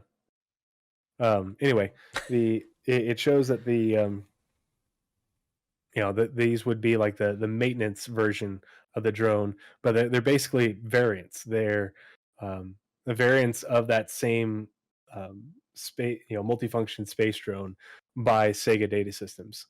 And so in the Q&A and on the around for the Aegis Vulcan and the Around the Verse episode that followed shortly thereafter, called the Vulcan Hello. There's links for all these in the show notes. There are a whole lot of good questions answered about how drones would be used. I'm not going to get into all of them. Go and watch the video and take a look at the links. They're pretty interesting. But we'll talk about a few of those things here in a second. It was also said that while the drones are made by the same company, they're more akin to variants, blah, blah, blah. CAG also made mention that while the hauling or tugging of the drones that was mentioned in, I think it was the ship concept page, as well as it was in the brochure for the Vulcan. And I think they talked about it there's a jump point for it as well. They call, they mention hauling mode as well as a tugging function. It isn't meant for moving ships, but it's more for moving smaller things like crates, because the drones have been said to be able to be used for cargo. Moving components. If you're going to replace a component in a damaged ship and an exterior component, it can load this drone up with a replacement component. It'll fly over there and put it into place. I You just can had a also thought. It makes way sure. more sense to have them human sized if we're working on components. Yeah, especially the exterior ones, right? That too, the but ones that humans would be have carrying. you seen the components in the whole not Halsey C2? There we go. Yeah, they're big, Massive things. So if you can have a Yeah. drone come up in the elevator, and there's plenty of space in the walkways in the main engineering room to go over to the engine and pull out the cooler, and go back onto the elevator and go down. Like, assuming the size of these is relatively human scale, these Yeah. should be able to go I and mean, grab the component. I think these are going to be more for exterior repair and replacing exterior components Oh, on yeah. smaller I'm ships. saying it should I be think for possible. large ships, we're going to be using the dedicated tractor beams as well as carts, Oh yeah, or like hover carts and things. I think that's going to be that kind of repair is going to be a bit more.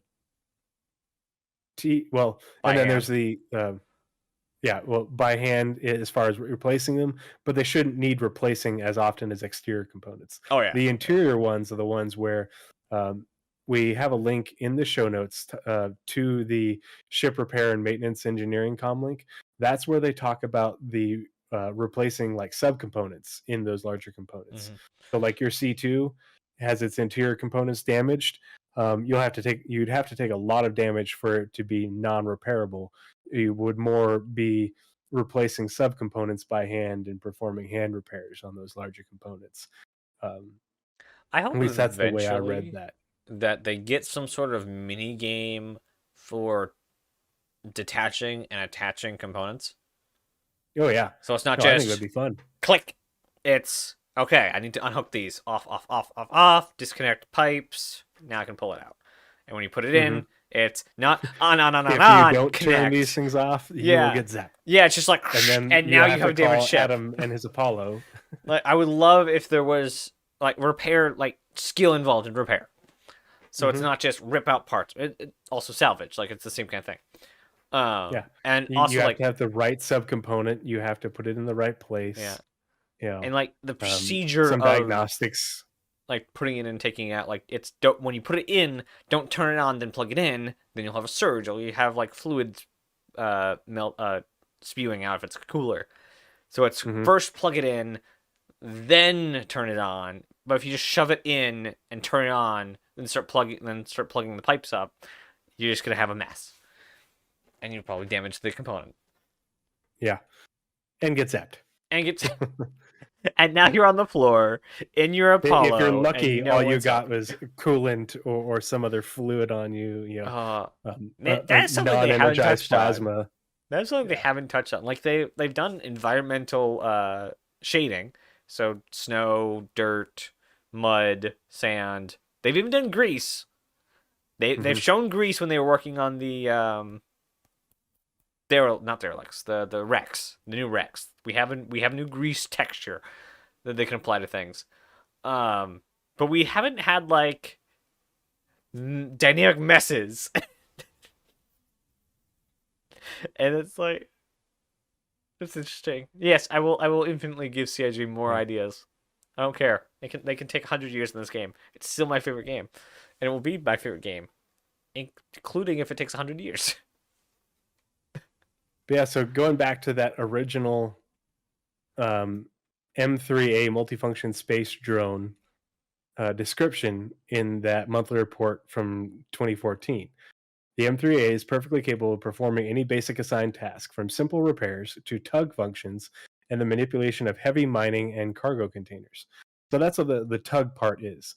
Those little arms, you know, they have to grab onto whatever they're in the case of the Vulcan, you know, the bards are supposed to have their own onboard fuel supply, so you will load them up with fuel and it will connect to the ship in order to refuel the tanks of that ship. But for repair, either they will have to use some sort of device in order or have different types of arms in order to do the whole reverse hull scraping repair, but also for the replacement of components of exterior components on ships like fighters and everything. It'll pop open the component hatch, it'll take out the broken and busted component, it'll fit in the new one, but it'll have to get that component from the stores of the Vulcan. So your Vulcan is really tailored towards, hey, I'm going to be supporting a wing of gladiuses or something like that, and so I want to carry multiples of these types of components to be able to provide the most support for the ships that I'm taking care of, as well as rearming. So replacing munitions, it's going to take its little grabby arms, and you're going to it's going to carry missiles back over to your Gladius or your Hornet and put them onto the wings wherever they come from. It's going to open up the ammunition stores and put in a new box of whatever if you have like say you're using ballistics or something like that, you'll have to if you know who you're going to be taking care of and you have planned ahead of time, you're working with your teammates, you can use the SCU that's on board the Vulcan to the best advantage for those barred drones. I wonder what kind of synergy it's gonna evolve into with how you restock the drone specifically. Like, that's the part that I think is really confusing, because we've seen the drone bay inside the Carrack, and ostensibly that drone bay is going to be different than the one in the Vulcan or the one in other ships, because of the function is different. And we'll get to that here in a minute as we get further on. yeah. But the somehow the Bard has to be able to. It has to be outfitted for whatever you're taking. You're going to be sending it out to do. How it does that when it's internally loaded in the ship, I don't know. Yeah. Yeah. I wonder. The Terrible way of another doing thing. it. would be just What? when you open your UI, there's a drone tab, and you can just drag stuff over to the drone. That's the cheap way of doing it. I would be totally fine with the drone bay on the Vulcan is less visible, and you can see through a window. You can see the drones in there. You can tell that there's like um, a little passageway going from the drones to the cargo bay or something like that. And you know, you have to, like on the Vulture, there's that little place Yeah. where the salvage pops out in like a Cube. 1/8 Yeah. SCU box or cube or whatever. Well, what if there was a small box, or compartment where you could load up? Hey, here's where here's a crate full of missiles. Here's a crate full of ammunition. You A crate put full it of missiles is a into, big crate. yeah, or a couple missiles or something like that. But you put it into almost like an oversized version of um, the box mission boxes. Mm-hmm. It opens the door, you put it in there, it closes the door, it opens it up on the other side, it magically ends up on the drone. You don't have to see it. Kind of like with the you can only see a little bit of the refinery part from the concept art of the Expanse. You don't get to see all the stuff because CIG doesn't want to put in all the effort to make it, fully visible and everything. You just know it happens on the other side of that door, and Yeah. you can only see a little bit through your little window.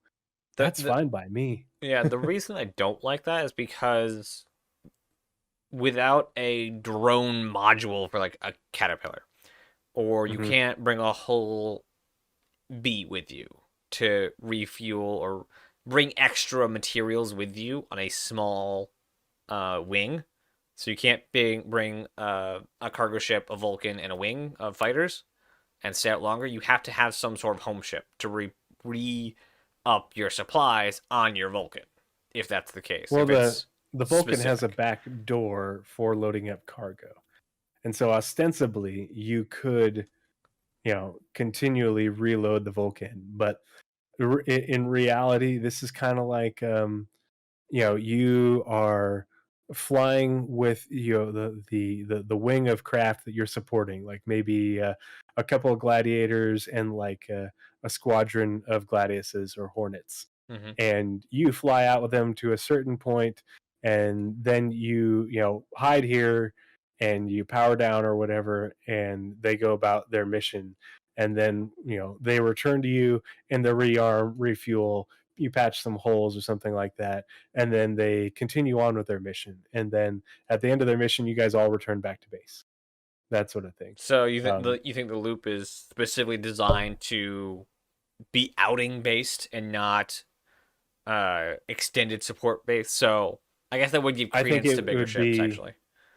yeah, because it only has 12 SCU. I think it's a limited outing support ship, so you can stay out longer but not indefinitely, versus something larger. Yeah, thinking I've always over, hoped for something larger though. yeah, thinking over like what you just said, like it make it.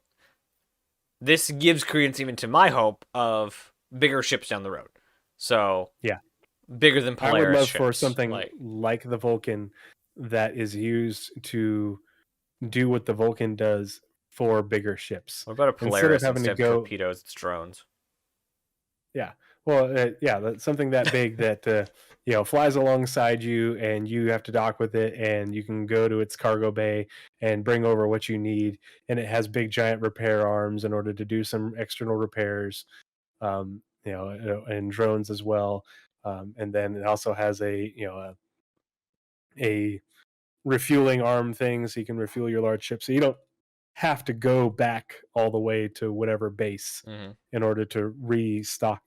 Because even though large ships have long legs, they aren't indefinite, Mm-hmm. and maybe you don't want to come all the way back. Maybe you want, maybe you're all the way out in Tiber, 2 jumps from Vega, and you want to stay out in Tiber and continue to do what you're doing. Well, here's your resupply ship, but on a larger scale. Yeah. um, we use them in the military now, in the navies now. They're a thing. So Even the uh old wooden wooden boats with whalers. The Yeah. song "The Wellerman" is a song all about that resupply ship, Mm-hmm. and the psychologist apparently that accompanied them. Another thing to mention is when John Crew, and I think this was in the Vulcan Hello. There's the Vulcan Hello, and then there's a Reverse the Verse episode about the Vulcan as well. So the way he described how drones would be operated, and this is going to come back to what we were talking about a few minutes ago. He made it sound like the drones have to be piloted. You have to fly the drone, but once the drone gets to where it needs to be, the task itself is automated. So, um, you have to, get your drone configured for whatever you're going to do. It's going to carry out some missiles or some ammo or, repair goo or whatever. And then you fly it to the ship that you need it to service. And then like once you get there, the task is an automated task, which would make sense in that it would be easier for them to basically program the almost like an AI to do a docking type mechanic, and then while it's doing that, you can actually take control of another drone, fly that drone out to there, so you could have two operators, one operating a refueling drone, the other one operating a rearming drone, and then vice versa, and you could take care of multiple ships faster because you could go out there and get it started with the refueling while you fly the next drone out there to get started with the rearming or the repairs or something like that. Once it's done refueling, it'll just sit there and you have to fly it back. But that's the way it was described. Is it super realistic or immersive? Like, how come these drones can't fly themselves? I don't know, but it's because they want it to be a more involved process versus just an automated thing. And also They want, the tech it would take to do the in between is a lot more than it's worth. Instead of having like, imagine you're in a turret, right? You can select the target, right? And even in automated things, once you select the target, then the automated turret will do its job. So the only difference with this drone, assuming what we have is correct, is you're just flying to the target and then telling it to yeah, do job on target. So you're just taking out that need for the R&D and work to go into from the inside the ship saying that's the target, go do X mission. You're flying to the target and saying do X mission. yeah. It requires a bit more input on the player side. It's partly a balance thing as well. Um, and it requires coordination, between the pilot and the drone operators. But it's when people it gives you more flexibility in that having four drones and two operators and a pilot means that you can service more ships more quickly, Mm-hmm. or you can just fly it with a single pilot and and that pilot's an operator. It gives you more flexibility, to go from just servicing one ship at a time, with one person operating the Vulcan, to servicing multiple ships much more quickly with two operators and a pilot. But that's the player agency aspect of it. Yeah. This is But making yeah. me super excited for a Carrick Hive edition with not A Carrick, what? Caterpillar Hive edition. Oh Taking yeah. out all four of the modules and dropping them for what I would assume 2 to 4 drones each pod, and just have it just like rock up to a ship and just and, like I think dude. that's Oh. yeah. 4 drones is probably pretty reasonable given how big those pods Mm-hmm. are, and Especially given at the how scale we're big looking the at. Carrick Yeah. drone bay is. Yeah. Caterpillar. But But yeah. those are just a few highlights. I didn't put in everything just because the Q&A is long, and the around the verse and reverse the verse episodes are long. I did watch them, but I didn't take extensive notes because that would be an episode all on its own. But so I highly encourage you, if you're interested in drones, to go read the Aegis Vulcan Q&A, and then watch those 2 episodes. They're really interesting, really informative. There's also the Aegis Vulcan brochure, which has some really great images about for the drones. All the links are in the show notes that we'll be posting with this episode. But yeah, that's the most information we've gotten on drones as far as how they function, how players interact with them. But it also, not only is that specific information, but it's pieces that also corroborate other things. Like we know that the drones can provide a tug function, in order to push and pull things. And so my question is, can you have uh, multiple operators operating multiple drones in order to tug a single thing that is larger, like with the case of the Orion or the case of the Reclaimer? Hey, we don't want to fire up the Orion's engines and move it, a few hundred meters over here or something like that, or a few thousand meters over here. We're going to send out the drones in order to go grab onto this asteroid and push it back over closer to our mining lasers. We're going to grab this hunk of salvage that came off of this destroyed ship over here, and we're going to bring it over to the maw of the Reclaimer. Or we're going to use them to fly over to this derelict ship and pick up cargo pods, or to go into the interior and cut away components that you don't that you could either do, or maybe just exterior ones, but to retrieve valuable components and stuff like that.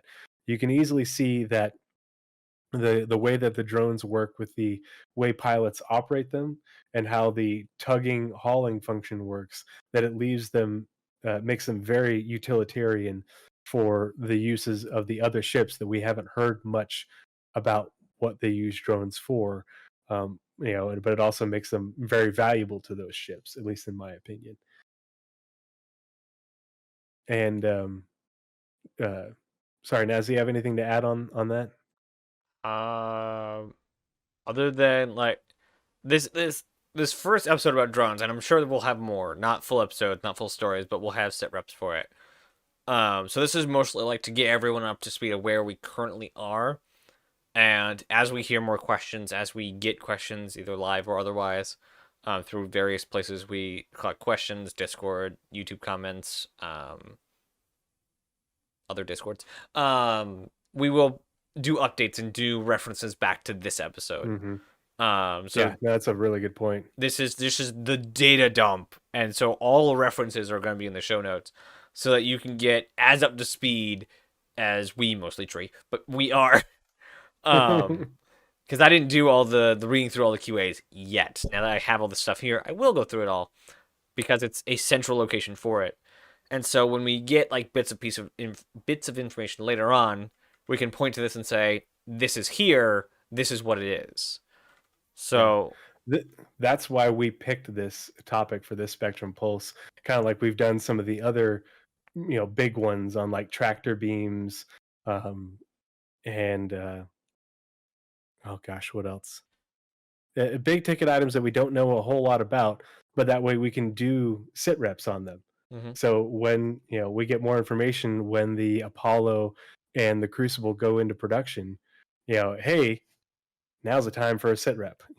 When the drone work actually goes into being, maybe for the Reclaimer, hey, time for a sit rep, in order to keep this information up to date and current.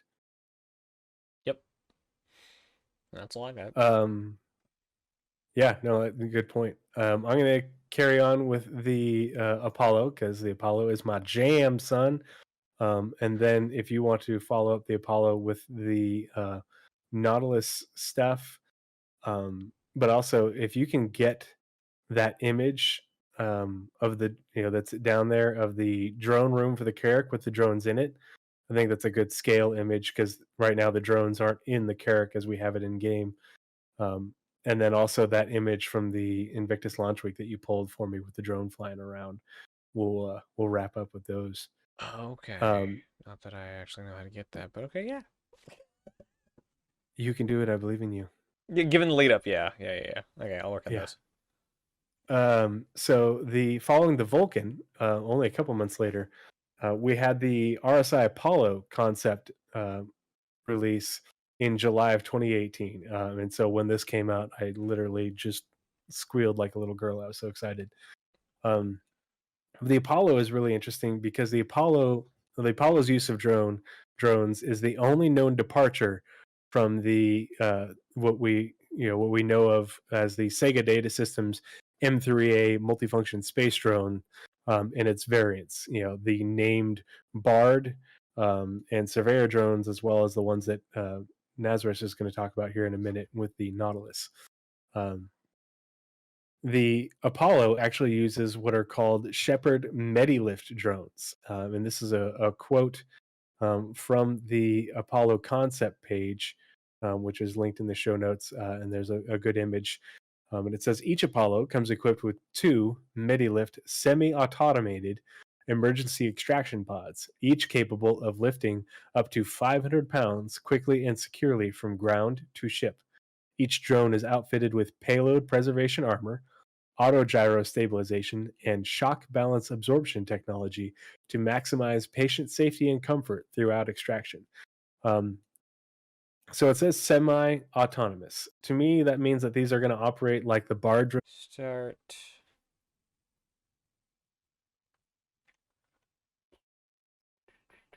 Oh, are we back? Checking.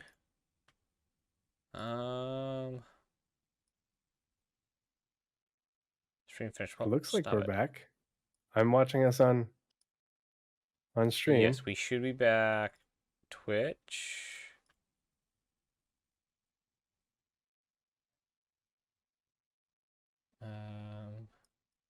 YouTube is also giving me that problem that it always does. But Twitch is going, just not YouTube. Yeah. Come on, get Weird.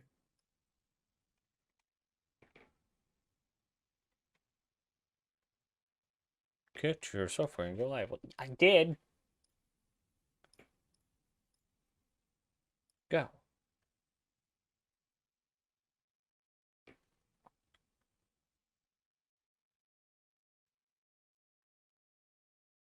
Now show me a picture so I know it's actually running. Okay, there we go. Okay. Welcome to part 2 of the podcast. Gosh, okay. Okay, so what had happened was I was looking at these images, right? And I'm on the SE Tools page for the Carrack, and I was looking for the specific picture and it said something like walkthrough or something, and it brought me to a 360 camera walkthrough of the Carrack. It crashed everything. Oh, weird. Like the entire computer just went super slow. Chrome almost died. OBS crashed so hard it wouldn't close. Hi everyone, we're back. Okay, well, now that we are back, another thing to note from about the Medilift drones, and this is from the brochure for the Apollo, and it says this is one of the images, and it has a little caption: "Safe extraction, Medilift drone support, new for $29.48." Pardon me. Our patented Shepherd Medilift extraction drones are changing the face of rescue operations throughout and beyond the UEE. Utilizing a cutting-edge combination of thruster and tractor beam tech, each Medilift pod safely delivers patients to the ship when landing is an option. So if you've ever seen these drones, what they do is they land over a downed player, and they use tractor beams in order to stabilize the player in between the walls of the drone, and then the thrusters allow it to fly back to the Apollo. And so I'm assuming with the semi-autonomous part that they're going to be operated much like the drones that we heard about from the Vulcan and that are used elsewhere, and that you fly them, you assign them a task, you fly them there, they complete the task, you fly them back. But yeah. And Nazeris, and the links for the com link for the Apollo concept sale, as well as the Q&A, are both in the show notes. And Nazeris, last and not least, go ahead and take it away with the Nautilus And if you're able to find those images, My computer's great. not happy. Here, while you're talking about the Nautilus, I will put those images in Discord. I got And them then you both. can- I got them now. Oh, you got them? Yeah. Okay. My sweet. computer's just not happy about what happened. Why did you hurt me? Yeah, that's basically where we're at. Where did that... There's the timestamp. Okay. Okay. Got both images. So what I should have done in the first place for these images is just Google searched it. Stop trying to, like, go through it in a sensible, like, librarian way. Just Google search it.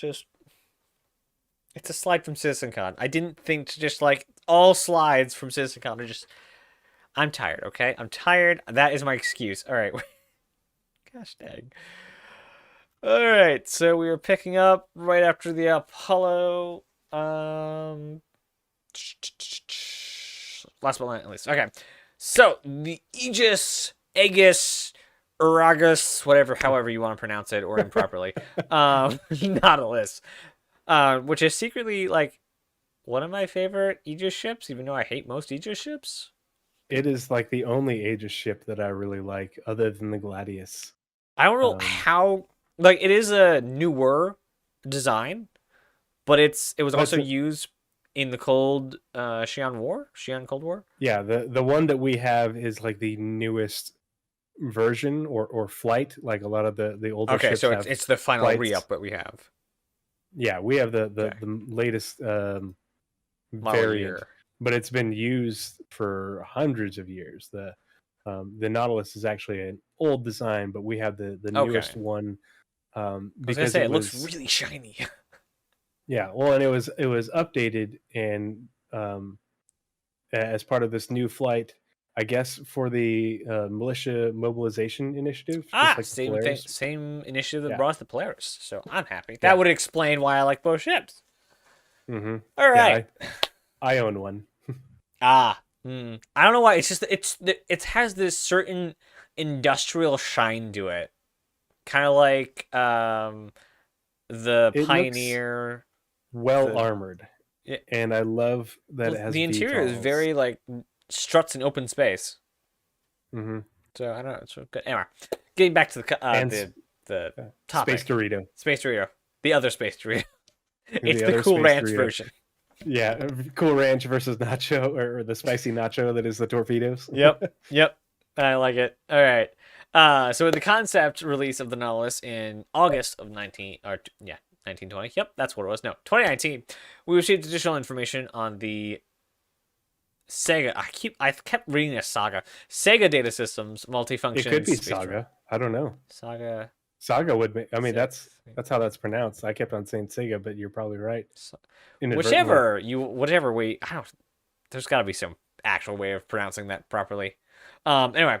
The Sega Saga Data System multifunction space drones were indeed configured as variants for more specific tasks. For the Nautilus is equipped with a single in the brochure. Comlink says drones, plural. So it's probably somewhere in some miscommunication within the internal notes. Nemo drone. Neutralize and employ mine ordnance and space mines are on the progress tracker. The brochure also has a neat bit of information confirming that a mine retrieval device must be present and functional aboard all armed mine-laying craft, per the Militia Mobilization Initiative. Basically, if you put them out there, you better be able to pick them up. Because I think that part was, there's in the paragraph that I pulled that from, there's more information about, like, there's actually a lore about why they put that in there, because a bunch of ships got damaged flying through minefields that were undocumented from like the Cold War and everything. So they're like, we feel really bad about that. We're gonna make sure that we have adequate ships to. So take these we, the government, are very sorry for your loss. However, you now have to deal with our problems because you now have higher regulations because we, the government, will still continue to not pick up our own drones because we are the government. Yeah. That's how that reads. I want to say it was in the because I pulled that information from the brochure, but there's more information about specific events where they're like, oh shit, yeah, this is bad. We need to have drones to recall these things. I'm glad you mentioned that because I knew you would. The drones being on the progress tracker and on the description for drones on the progress tracker. I'm gonna pull it up and read it right now. Not drones, mines, space mines. Drones aren't there. Mines, sorry. Drones are not on the progress tracker. So for space mines, it says in space, players in certain ships, plural, will gain the ability to release different types of space mines in a coordinated fashion in an attempt to trap, damage, and capture enemies or set up defensive perimeters. Trap, damage, and capture enemies. So that talks about mines. But it says EMP ships. mines would be amazing. Yeah, that's what I'm thinking too. But it says ships. So there's definitely going to be other ships that employ mines. Also, if there's other ships that employ mines. The Nautilus is also not on the progress tracker, so keep that in mind. So maybe they'll do a smaller mine laying ship. But if there's another ship that employs mines, it has to have a way to recover them. Yeah. Will it use drones? Will it use something else? One of the mine concepts we had, those little probes that we put out on some of the missions? Yeah.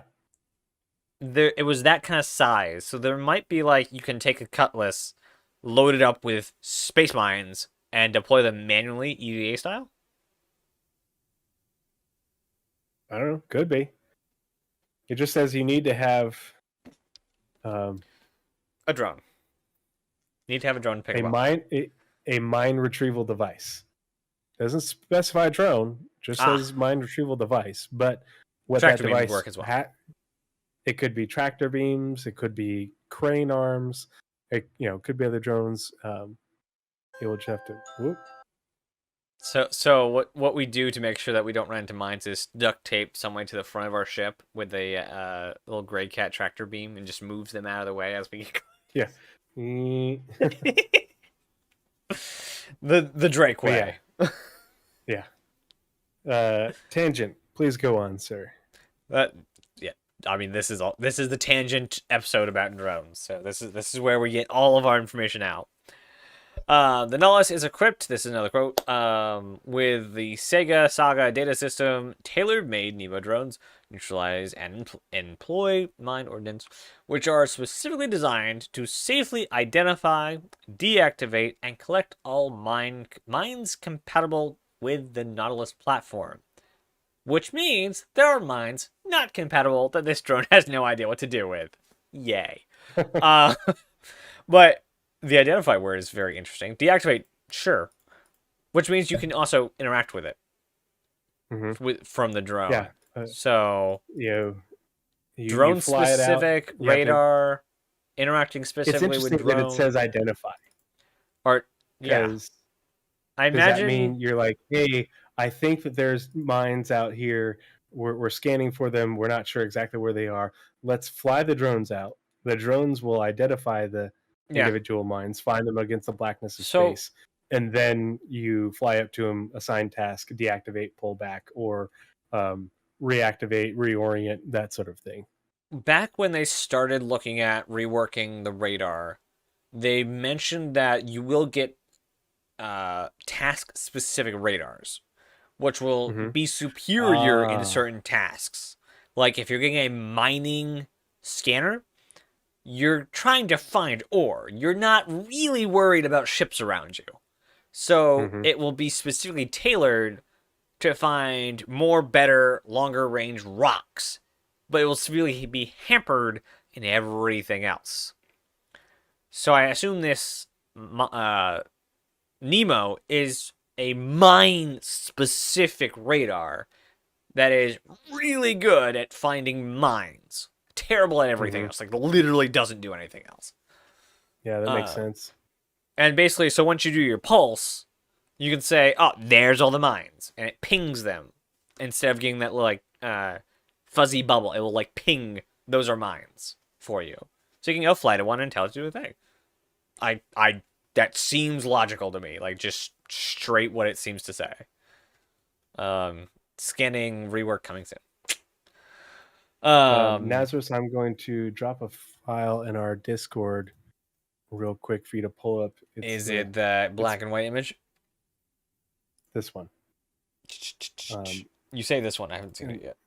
Okay. Open original. We don't Nemo drone. But this is actually so the Nemo drones. You know, I don't have a front view from that back in because I literally clipped that from the brochure. But the Nemo drones, you can see that they. I can put it in.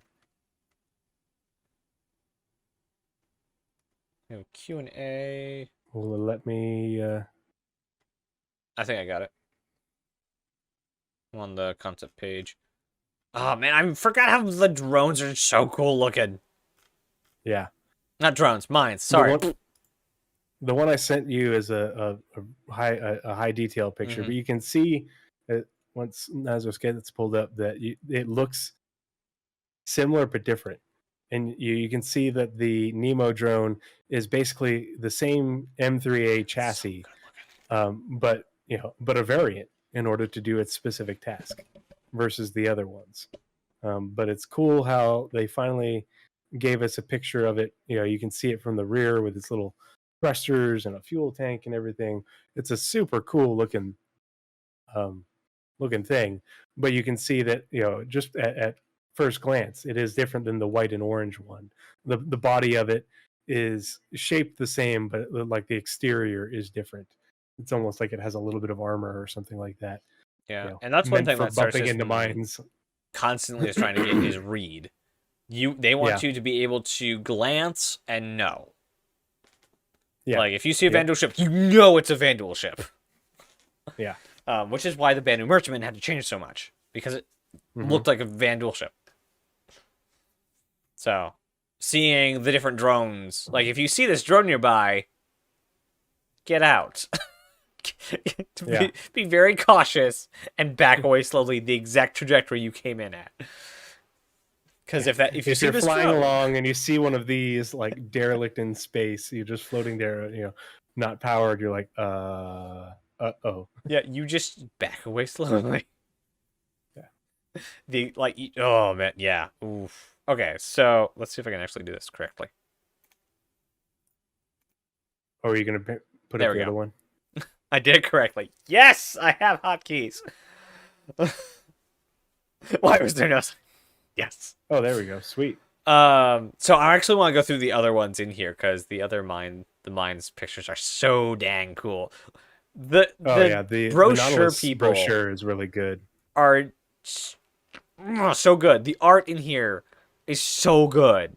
So this is the Nemo drone. You have the front end, which looks like that even though they don't do brochures anymore. Don't they? The new they don't always have them in the new com links for like download, but the new com links look like a brochure. It's just on the website. So that's true. It's just so CIG can retain control of it, and if things change, they can update it. But they still read. As you scroll, they still read much the same as the brochures were intended to. Not the scale. Yeah. But you can see like these little nodes in the front that look probably like their radars. They have a little stick at the front to say, "We are a sensor." Very cool looking, but it's still very much the same drone. And then we have back a bit. We have the mines that we can lay, and just the art here is so cool. That's a point defense drone. Has 2 guns on it. 2 size 2s, right? That is insane amount of power for a mine. Yeah. What ships have 2 size 2s? Like that's. That's better than the fact that you can drop a lot of them, and we know what range you have to be at to detect a ship.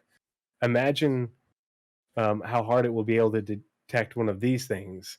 You can just program them to not shoot until it's too late. And then all of a sudden you've got 20 size 2s firing on you. That's nothing to sneeze at. That's some a good amount of firepower. But that's 2 size 2s is better than every Snubcraft. Yeah. That's actually a really good amount of power in this package. Mm-hmm. And I imagine they've got pretty good capacitors too. Yeah. And they'll be really, I mean, they're small. They'll be really difficult for you to detect and then shoot once they start shooting at you. And they'll start shooting at you, take down your shields, and all of a sudden these homing mines, zip on in for the kill. And So now we have a proximity mine. This is just the see thing, fly at thing, explode. Yeah. So for anyone who's played Space Engineers, you know what this is. Mm-hmm. There are things in Space Engineers that if you get close, it will just fly at you and then explode. That's this. There was a third one. I didn't see where it went. No, there's only the 2 types of mines for right now. Oh, that's right, because it was the 2 types of mines and the drone. Okay. Yep. Oh, so really cool stuff here. I can do this. Nice little tangent. Yes. These mines are fun. I can't wait for the Nautilus. Which is not yet on the roadmap, but it seems that we'll probably it seems like the things around it are getting done, so it should get done sooner rather than later. I would hope that I'm going to cross my fingers that it goes into production along with drones. Okay. But we'll just have to wait and see, because the Crucible is probably going to be a lot of work. Uh-oh. Hi, Toofy. My cat, being a cat, I'm shocked nothing got hurt, including me. I just had a light fall in my lap. So that's gonna need to be fixed. Let's see if we can fix my lighting here for a second. Well, here, while you're working on that, I will wrap up the Nautilus bit. The last thing that's interesting coming from the Nautilus was a question in the Q&A, again, linked in the show notes. And the question was, are drone bays like the one in the Nautilus universal? For example, can they equip repair, refuel drones? And likewise, can other drone-carrying ships like the Vulcan and Carrack equip Nemo drones? And the answer is the Nautilus can equip and use drones from the Vulcan and Carrack because the mounting system's the same. The drones are essentially, variants of the same on the same chassis, but lacks the equipment to repair or refit them for their specified roles. Similarly, the Vulcan and Carrack can equip Nemo drones, but don't have the means to store mines, so they would have to disable them and leave them behind. Now, the interesting part is it says the Nautilus can equip and reuse drones from the Vulcan and Carrack, but lacks the equipment to repair or refit them for their specified roles. We know what the specified role is for the Vulcan: repair, refuel, and rearm. The Carrack is an explorer. We don't know what the specified role is for the Carrack's drones, nor have the Carrack's drones or the Orion's drones been specifically named, like the Bard for the Vulcan, the Surveyor for the Reclaimer, and the Nemo for the Nautilus. I'm assuming that when those drones get made, they'll be specifically named and they'll have more specific tasks. I imagine that the ones for mining and salvaging will, do a lot of pushing and pulling, maybe have little cutting lasers, that sort of things, or potentially even be able to deploy like mining usables in order to make it improve the Orion's mining ability somehow. Who knows what they'll come up with.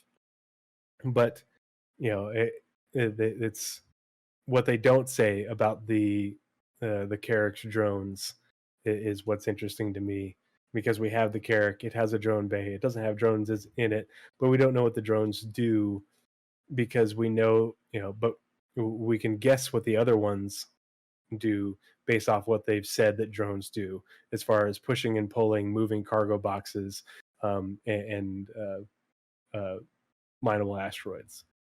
We know it can do those things, or at least that's what CIG has said. Do we know if the Vulcan or the Carrack drones can collect samples and store them in a little container? Do we know if they have exploration suites, or anything like that? We don't know. We do know from um, the Carrack, I think it was the Carrack Q&A, that the drones can fly in atmosphere and in gravity. So there's the potential for that as well. But we don't know what the range for the drones are. So the Carrack could be landed, and you could send the drones out to go do stuff while you're landed on the planet. That's a thing as well. But we just have no information about what specifically the drones do on the Carrack, even though we have the Carrack and you can actually see the drones hanging in the Carrack drone bay. We're able to get that image. Yep, it's up now. Yeah. Okay. We don't even know how the drones get out of the Carrack. Is how nebulous the drones in the Carrack are. Nebulous. That's actually, but I mean, that would be a great use for drones, is to fly them into a nebula and get more detailed readings on them. Also, a way to or collect gas samples, and also a way to get close to what's the law? The jump free points? free chance act. Civilizations without taking a Carrack. A drone with like a camera on it. Mm-hmm. Drone, or even let's say there's something nearby you want to investigate, so you take a drone in because that's the lowest signature possible. You don't take a ship in, you take a drone. So kind of like the same reason you use a vehicle. It's because of the lower sig, and you have less or different, I guess, environmental concerns. Yeah. Sorry, my nerves are all shot from the lamp. It came down really quickly. Yeah. Yeah. I think that's a really cool image with the drones hanging there. It'll be interesting to see how they get into the drone launching thing. Yeah, my best guess is that these boxes over here on the side open up and these just kind of drop them in, but I don't know where it goes after that. We've looked all over the thing, and there's no obvious, this is a drone door. Yeah. So, and especially nowhere, like, we've looked. I've at least with one person, scoured models, both new and old. Oh, yeah. I've EVA'd my Carrack many times looking for the damn drone door. It isn't there. Yeah, it's not there. So or the seams are really, really well hidden, but you'd think that there would be something obvious. Because you see where the greebling on every other ship. Yeah, you see where the hangar bays are. You see where the airlock is. Every door is obvious, and especially in like different manufacturers have different ways of hiding things, and I think Origin is the only one who hides doors. Yeah. So, before we wrap up, can you pull up that image from the Invictus Launch Week trailer? Launch Week trailer. There we go. Well, that's not very helpful. There we go. How do we do it? Go away, UI. So, to wrap up our Spectrum Pulse here on drones, we're going to show a image from, I think it's been in both. They use this the clip Invictus twice. Launch Week trailers. Yeah, 2951 and 2950. I've scoured this thing because I'm pretty sure that this base that you're looking at is on Castra, and that's from a different episode where we talked about upcoming systems. The next great star system. That sort of thing. Yeah, the next great star system. But you can see what is obviously a drone, one of the multifunction drones, and we're probably assuming that that's a drone outfitted for repair refuel and rearm, considering it's flying around on the tarmac of a big, military base with a bunch of ships coming, fighter craft and everything coming and going. But that is the only sort of in-engine image we have of the drones. Other than the Carrick image. Other than the Carrick image, which was really just a gray box. I assume that's actually the same model. Yeah, it's probably the same model, probably still a gray box. They put little glowy bits on it and moved it across the screen. But that's essentially what that little drone is going to be doing. That's like all we get. So if we play this little clip here, it's just almost straight off screen. So that's all we got for it. Also, the platform they're on is moving. Okay, didn't notice that the first 5 times. The spider mining drone that did not make it into this talk about drones. Mostly because it didn't make it in because if you look at the images, it has a cockpit. Yeah, and this is mostly focused on the multifunction drones for this one, the ship-bound drones, the ones that are controlled from the ship.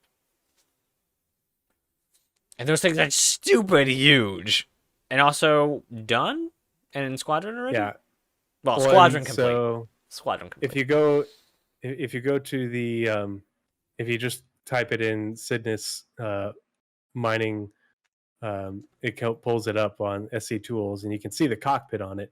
But the Great Cat Industrial Cygnus is a spider-shaped industrial mining vehicle. Cat? In an early preview, it was called a mining drone.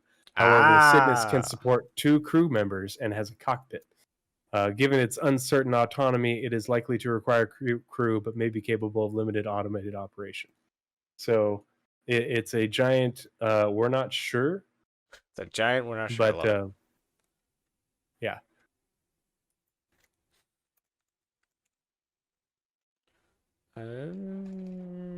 Did they take it off the roadmap? I don't know. No, there it is. Okay. Yeah, but when they did the original concept imagery, it was a droid. It was automated.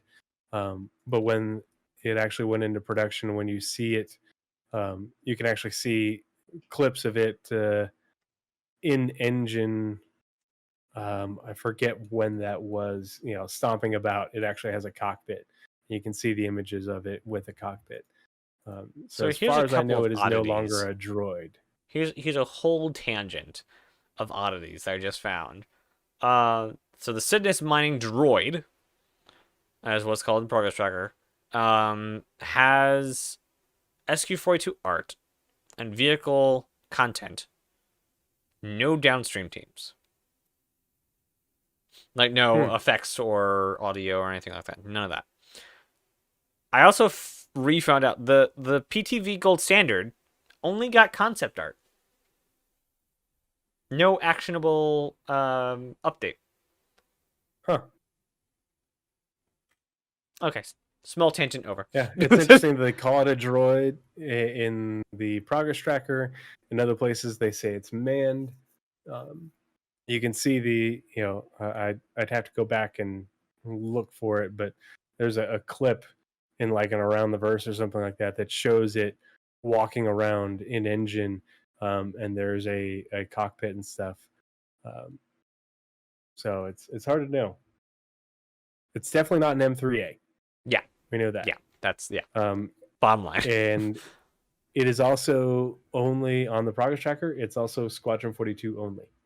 I don't think I'll be surprised if we ever have it as players, because it's meant to be utilized in conjunction with a mining station. I think that might come with the eventual power creep. Yeah, I mean it could be. We just know that it operates out of that station. Like we talked about it in the monthly report. With scenes in Squadron 42 where and you can see it in what video was it that showed it coming back into that station and landing in that hangar. Yeah, It's a huge mining platform. It's like several kilometers long. Oh, It's talk about huge. the Shubin or the... Yeah. I didn't even Shubin, know and the it has Discord a command name. still worked. I had no idea the Discord command worked. Good job. The Shubin, and there's the unnamed. That SC Tools has a Shubin that is definitely not Shubin.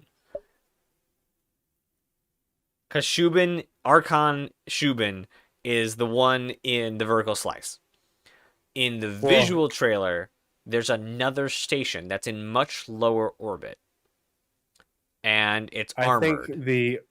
I think the one from the vertical slice was scrapped.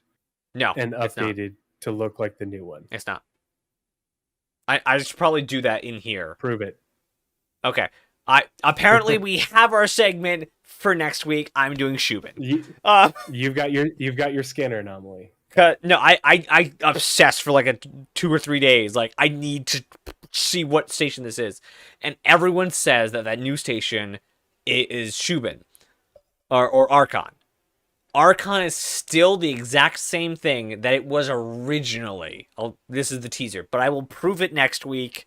I will show you that Archon is still this massive industrial platform that we have seen since before 2016. It just looks a whole lot better now. And there's another station in the Squadron trailers that has nothing to do with Shubin. Well, they're both big mining stations. I think they're both Shubin. I think if anything, Archon is a specific Shubin station. Yes, the design language says it's not Shubin. Because they both have the big giant sticky outy laser arms pointing straight down and mining rocks. The difference with the other one is it has these weird like light traces out from it. Mm-hmm. So we'll see what I can come up with for actually explaining that station next week. So we'll teaser for next week. I look forward to it. Yeah. No, you got me riled up now. No, if it is 2, I would prefer it if it's 2 because that means more locations. Versus, hey, they worked really hard on this one and then scrapped it and updated it to look like the new one. Yeah, and it's just one. More locations, more better, especially because they'll probably both still be there. Post Squadron 42 in Odin. Mm-hmm. I'm very convinced. Not very convinced. I am optimistically convinced that there's more than just Odin in Squadron. Oh yeah, like everyone's like, we have to get Odin. Odin's next. Odin's in Squadron. They're already done with it. I'm pretty sure there's more than just Odin. Like Vega happens, people. There's Vega in Squadron. I'm not gonna spoil it, but I will. Yes, there is. That is the one piece of information that they've never tried to hide is the attack on Vega. Yeah. So that is part of the Star Citizen lore is the attack on Vega. They had lore posts about it, so that's not spoilers. That's public information. So I don't have any problem saying like Vega happens, and in the trailer he's walking on Vega. So there's more than just one system. I wish people would stop saying, "Oh, my internet's decided to go to crap now." Great. Yep. Okay. But yes, yeah. Can you tell I'm tired? Can you? Yeah. Apparently, I get very excitable. I'm tired. Which is probably why a lot of people make crap posts when they're late at night. Yeah, so my internet keeps like dropping to 0 kilobits a second. My computer needs to restart. All right, what else we got? Is that a wrap? That is a wrap. All right, that is it. We have droned on about drones for we really did. We really did. As I was going through these notes and everything, I was like, "Oh yeah, this is going to be a tangent. This is going to be a tangent. This is going to be a tangent." And we did. Good planning. You and I have been doing this enough and long with certain things. And so I just knew, but I was like, oh, and that fits. We'll just drone on about drones. And it's a good thing the roadmap is so small. Yep. This time. Gosh dang it. My internet is just absolutely done. My internet's done. Okay. So thank you everyone for coming. I don't know if you can hear this because my internet is that bad. I have lots of work in front of me to actually get these out. Because now we actually have 2 episodes, or yeah, 2 clips that we can actually put out, and I haven't had that in a long time. Almost a month now. These will be posted. So the full version is the only version that goes up on pod or audio form, and then the clips, the full version and the 2 clips will be up on YouTube. I will actually take down the 2 streams and put it back up as a full video. I was planning to just leave the 1 stream up, but we crashed in the middle. So that's gonna be more work for me. Yay. And I didn't start recording because it was gonna be up there anyway. I should have recorded, but we would have crashed anyway. Today was hard. Today was hard. Hopefully, remind you. Whoops. no, I knew, and even if you had reminded me, OBS still crashed, so it wouldn't have mattered. I would still have to download it. So I have to download 2 videos. I have to cut them together. So all I can hope is by the end of the week, because I have, I think, 6 hours of free time in the next 2 days. And I imagine a lot of that will be going to sleep because of how much work I've been doing the past few days. Like literally, I took odds. I took a nap today. That hurts. What? Yeah, your audio keeps cutting out, bud. Yeah, my internet keeps going to 0. Oh no. Yeah, we're having that problem again. Let's throw this to the end screen. All right. Thank you everyone for coming. Have a good night, everyone. Both on YouTube and in Twitch. We had a lot of people in Twitch. We also had a couple we had a follow on Twitch. Lots of people joining, discussing things. Thank you, everyone. We're crashing. It's fine. Good night, all. And as always, be kind. Someone send in the drones. Night, everyone.